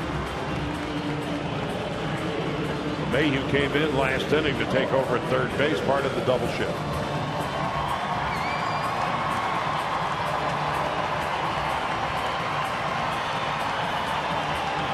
Corey Dickerson now coming up.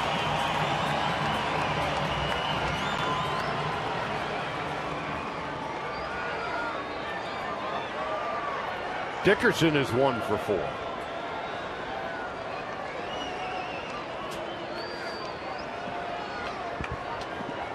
Tulowitzki on deck.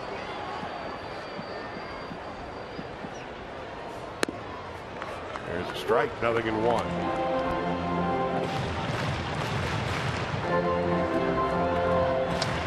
You'd like to face that guy with a man on first and 2 outs, or not at all. Get out of the inning. A double play ball. The burly Chris Perez warming in the Dodger bullpen.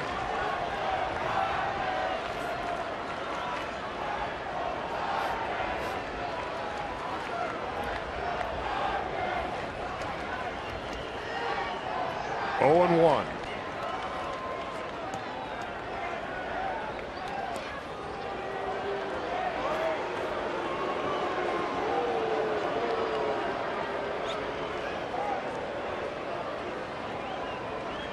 Dickerson 3 for 12 against left-handed pitching.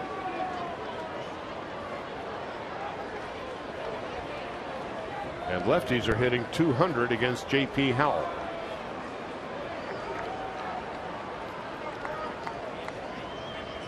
And the 0-1. Pickoff, out.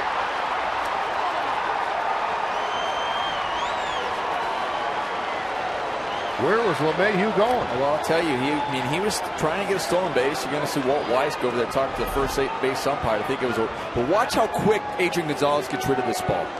We just talked about earlier about how good he is as a thrower. You talked about the 3-6-3 double plays. I talked about him leading Howe on the play before, but recognizing how quickly he has to get rid of it, because that was actually a good jump over there by LeMahieu at first base. He just has such an effortless throwing arm. And he also got inside. He actually comes to the ball too. Going forward, it also creates an angle for you to throw inside to second base. That was textbook by Adrian Gonzalez. And it changes the dynamic of the inning. Now there's 2 out. And the count 0-1 to Dickerson.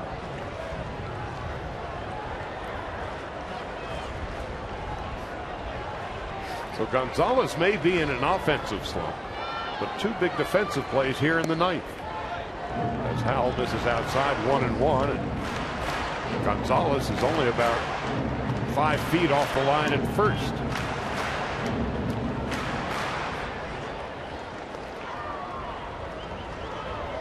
Tulowitzki on deck. Dodgers would much rather see him in the 10th. And if anybody was perfectly positioned, it was Adrian Gonzalez. No runs, 1 hit, and nobody left. When we go to the 10th, it'll be Kemp, Ethier, and Turner coming up.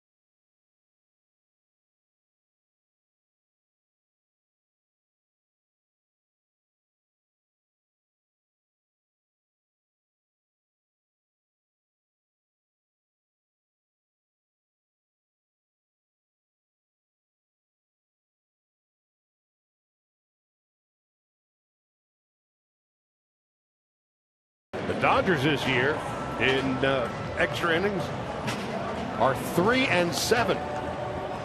The Rockies are 2-3. Something's got to give. Finding themselves in extra innings once again. J.P. Howe doing his job. And I'll tell you, Franklin Morales is still out there, but the guy coming up to the bat, I mean, the Dodgers missed a big opportunity in the 8th inning as Matt Kemp, who got them started in the 7th with a tremendous walk and scoring in that one, but also in the 8th with a leadoff triple. Now, once again, asked to do the job once again to see if he can get on base as the leadoff batter. Kemp led off with the triple up the gap in left center. But then Ethier, Turner, and Fedorovich couldn't get the ball out of the infield. So Kemp today with 2 hits, a walk, and a run scored, including his first triple of the year, facing Franklin Morales. 0-1.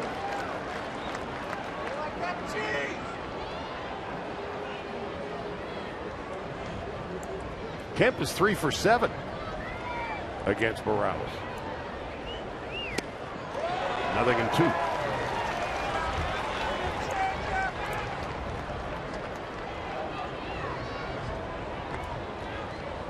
Reds beat the Phillies today 6-5. Next stop on the trip for the Dodgers is Cincinnati, a 4-game series.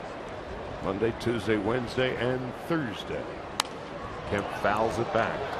You talk so much, Nomar, about the feeling in the box and getting locked in. Matt Kemp 2 for 3 with a walk today, but an 0-2 count in front of him. How's he feel now compared to if this was an 0 for 4 with an 0-2 count? Well, you're going, of course I'm finding myself in an 0-2 count when you're 0 for 4. But right now with 0-2, you have a lot more confidence because you've already got a couple of hits. But at the same time, too, you're trying to protect. You want something good to happen. But right into the glove of Tulowitzki. You want to... But he's going back to the bench with a good feeling. Though. He should. He squared it up. He should go back with a good feeling, saying, okay, I was just unlucky, but I squared it up because I've been trying to get out of this maybe little slump that I may have been in, and I'm swinging the bat well. Another positive thing today. This is Kemp's best game just in terms of swings over the past week to 10 days. Just put the ball on the barrel. You know, it's been Matt Kemp's best game in a lot of facets. I thought he did a tremendous job catching that ball down the left field line and coming up throwing strong to second base. We saw that. So, you know, him getting comfortable out there in left field. Ethier takes high. And also the base hits, him running out of the box, getting extra bases, taking the extra base. Everything, I think this has been Matt Kemp's best. This is the Matt Kemp we've come to expect to play on a daily basis. 1 ball, 1 strike, 1 out, and Ethier grounds out. 2 gone. You know, I think the laziness that we saw out of the box yesterday was kind of a nice wake-up call for Matt. And I think he's brought the energy that he'd like to bring on a daily basis here today. Between the hustle that he tried to stretch a single and a double, got thrown out, the play you said, the defense out there, and the intensity we've seen in the box and the good swings he's putting on stuff. And that's the kind of effort that we want to see. And we love that passion. He's got a little Yasiel going on him today. And you know, as a teammate, you're saying he's upset because he wanted to hit, because he did everything right. He squared it up. He's not mad at his at bat. He's going, I needed to get hit. My job was to get on, and I didn't do that. That's great. Justin Turner is 1 for 4. We're tied at 4 with 2 out in the 10th. And a strike. Turner doesn't like the call. Teammates and fans love to see the passion. You can feed off of it. You can feed off of it, and it brings you all together and lets you know, like Don Magno was quoting Tommy Lasorda, that everybody's on one end of the rope and they're pulling. Take the wraps off the professionalism every once in a while and just let it all hang out.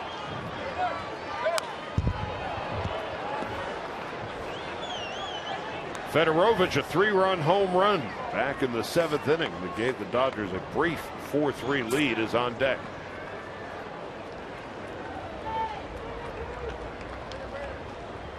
There ain't much left on the shelf.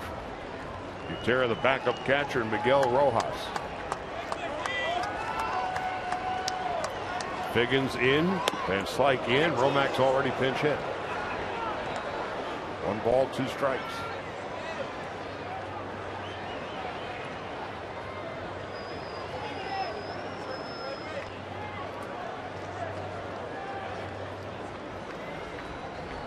Walt Weiss doesn't have much left on the bench either. Ground ball, base hit into left field. A 2-out single for Justin Turner.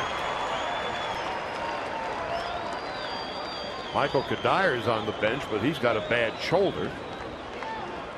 Willeen Rosario, who was supposed to start today, but came up ill before the game.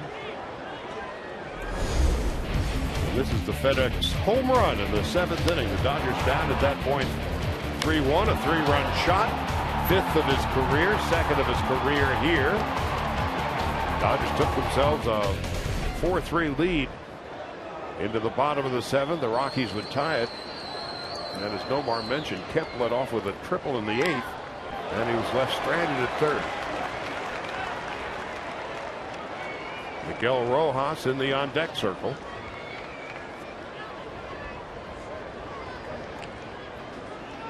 Potentially could be one of those games where pitchers are in the infield, outfielders will catch. Both sides are running out of troops.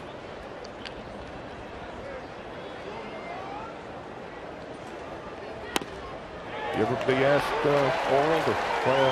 I've thrown my spikes on late and begged to be out there, but never got to go out. Bobby Welch and Fernando got to play in the outfield. I think it was like a 26-inning game in Houston. I threw 7 innings of relief in the game on a side work day. I went that deep, but we're always looking to get in there somehow. Third base. Inning over. No runs and 1 hit. Tulowitzki leads off in the bottom of the 10th. Dodgers and Rockies are tied at 4.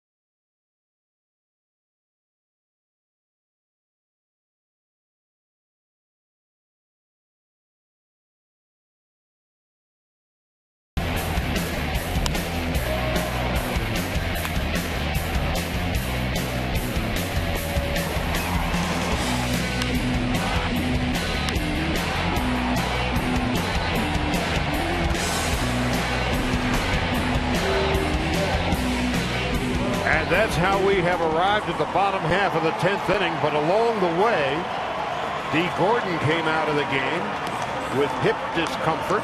Yasiel Puig came out of the game with a hip flexor issue. And here is Chris Perez, who becomes the 4th Dodger pitcher of the afternoon. And all he has to do to begin his task in the 10th inning is face the Major League's leading hitter at the moment in Troy Tulowitzki.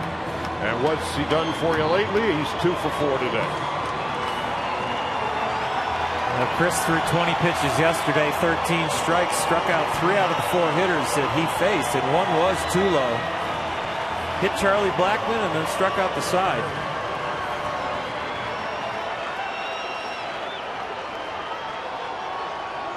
Tulowitzki, Morneau, and McHenry. The bat in the bottom of the 10th.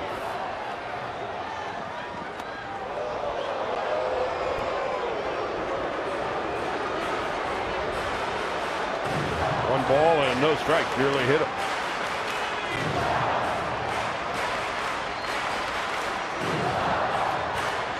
Dodgers 3-7 in extra inning games, and 7-10 in one-run games, as Perez falls behind 2-0.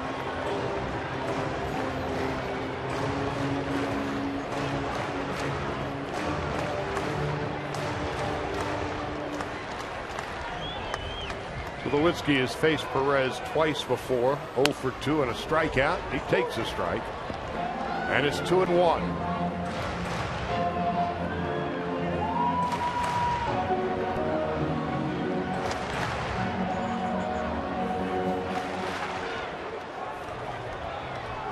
Kershaw and De La Rosa tomorrow. And Tulowitzki fouls it back.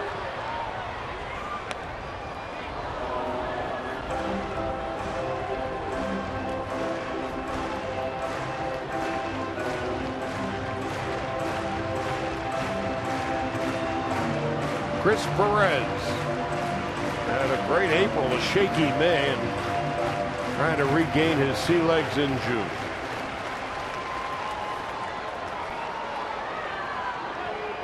He's walked 10 batters in 24 innings. Hard ground ball to third. Turner's got it and throws to first. That was a bullet, one gone. Why did they call it the hot corner? Because of hits like this. I mean, that was just a rocket right after Justin Turner, and he's smiling, shaking his head, because it's like, I'm just glad I got my glove in front of that instead of another part of my body, because that would have hurt anywhere it hit.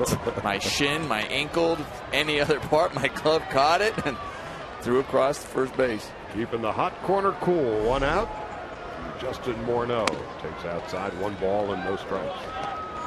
Is that ball like hitting a fastball, that ball at third base like that hit that hard, that you saw it 10 feet and now you've got your glove in the right place? You can't see that ball into your glove, can you?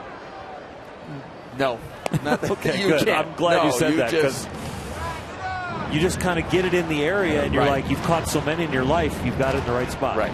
You're not seeing it all the way in. Yeah. You're just, like I said, you're there. You're going, okay, I think this is about to hit me in my shin. If I get my glove in front of there, I'm going to be okay. Yeah. I hope. And for us mortals, we can't see it coming in because our eyes are closed. Well, there are times your eyes close. you sometimes use the force. There you go. The force. Drilled into right center field, and it's going to drop in front of Van Slyke for a hit. A 1-out single to right for Justin Morneau, his second hit of the day.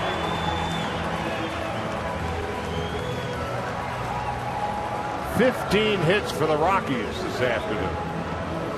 Tulowitzki's got 2. Morneau has 2. McHenry has 2. Rutledge has 2. And McHenry, with his 2 hits in 4 at-bats, has a run scored and an RBI.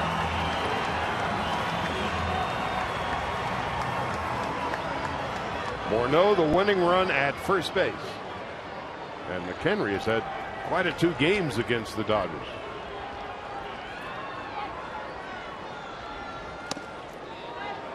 Two hits, a walk, and a run scored last night. And McHenry 2 hits in 4 at-bats, run scored, RBI today. Willing Rosario, the starting catcher, the power hitter, is under the weather. And Jamie Wright is behind the tree.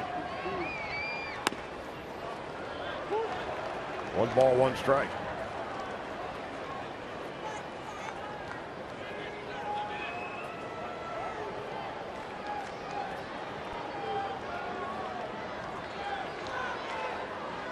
Eight runs and 25 hits between the 2 clubs today. This would be a Coors Light.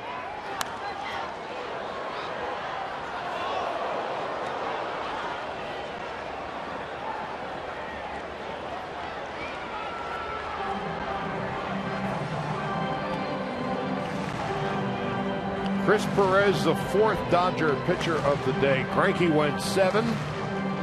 4 runs and 11 hits. 3 of the 4 were earned. He struck out 6 and walked 1. League a scoreless inning. Howell scoreless. And Perez trying to follow suit. He strikes out McHenry. There's 2 gone.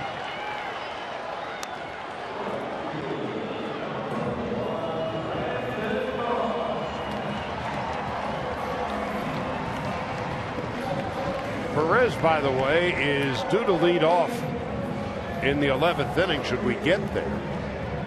And you've got Miguel Rojas and Drew Buter on the bench. That is all. Might even go Clayton Kershaw hit. Mm-hmm. Well, he's due to pitch tomorrow. Mm-hmm. So you wouldn't pitch him. So you might use him as a pinch hitter. There he is. Save Rojas in case there was an injury, but I'm sure Clayton looks like he's ready to hit right there with the flip down sunglasses. That would be different. My dad had my spikes on, and I'd be clanking them right next to Tommy. I'm ready, Skip. Go get down there, Bulldog. Get the other end. Into right center field. Ethier's got a long way to go. He's back at the wall. It's off the wall. Rounding third and coming home is Morneau, and the Rockies win on a walk-off.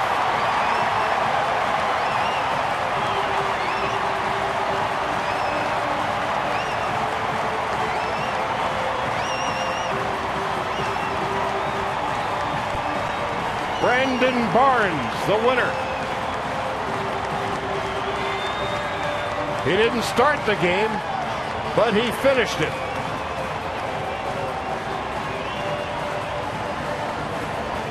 And the Dodgers' struggles in extra innings continue. They fall to 3-8 in extra innings.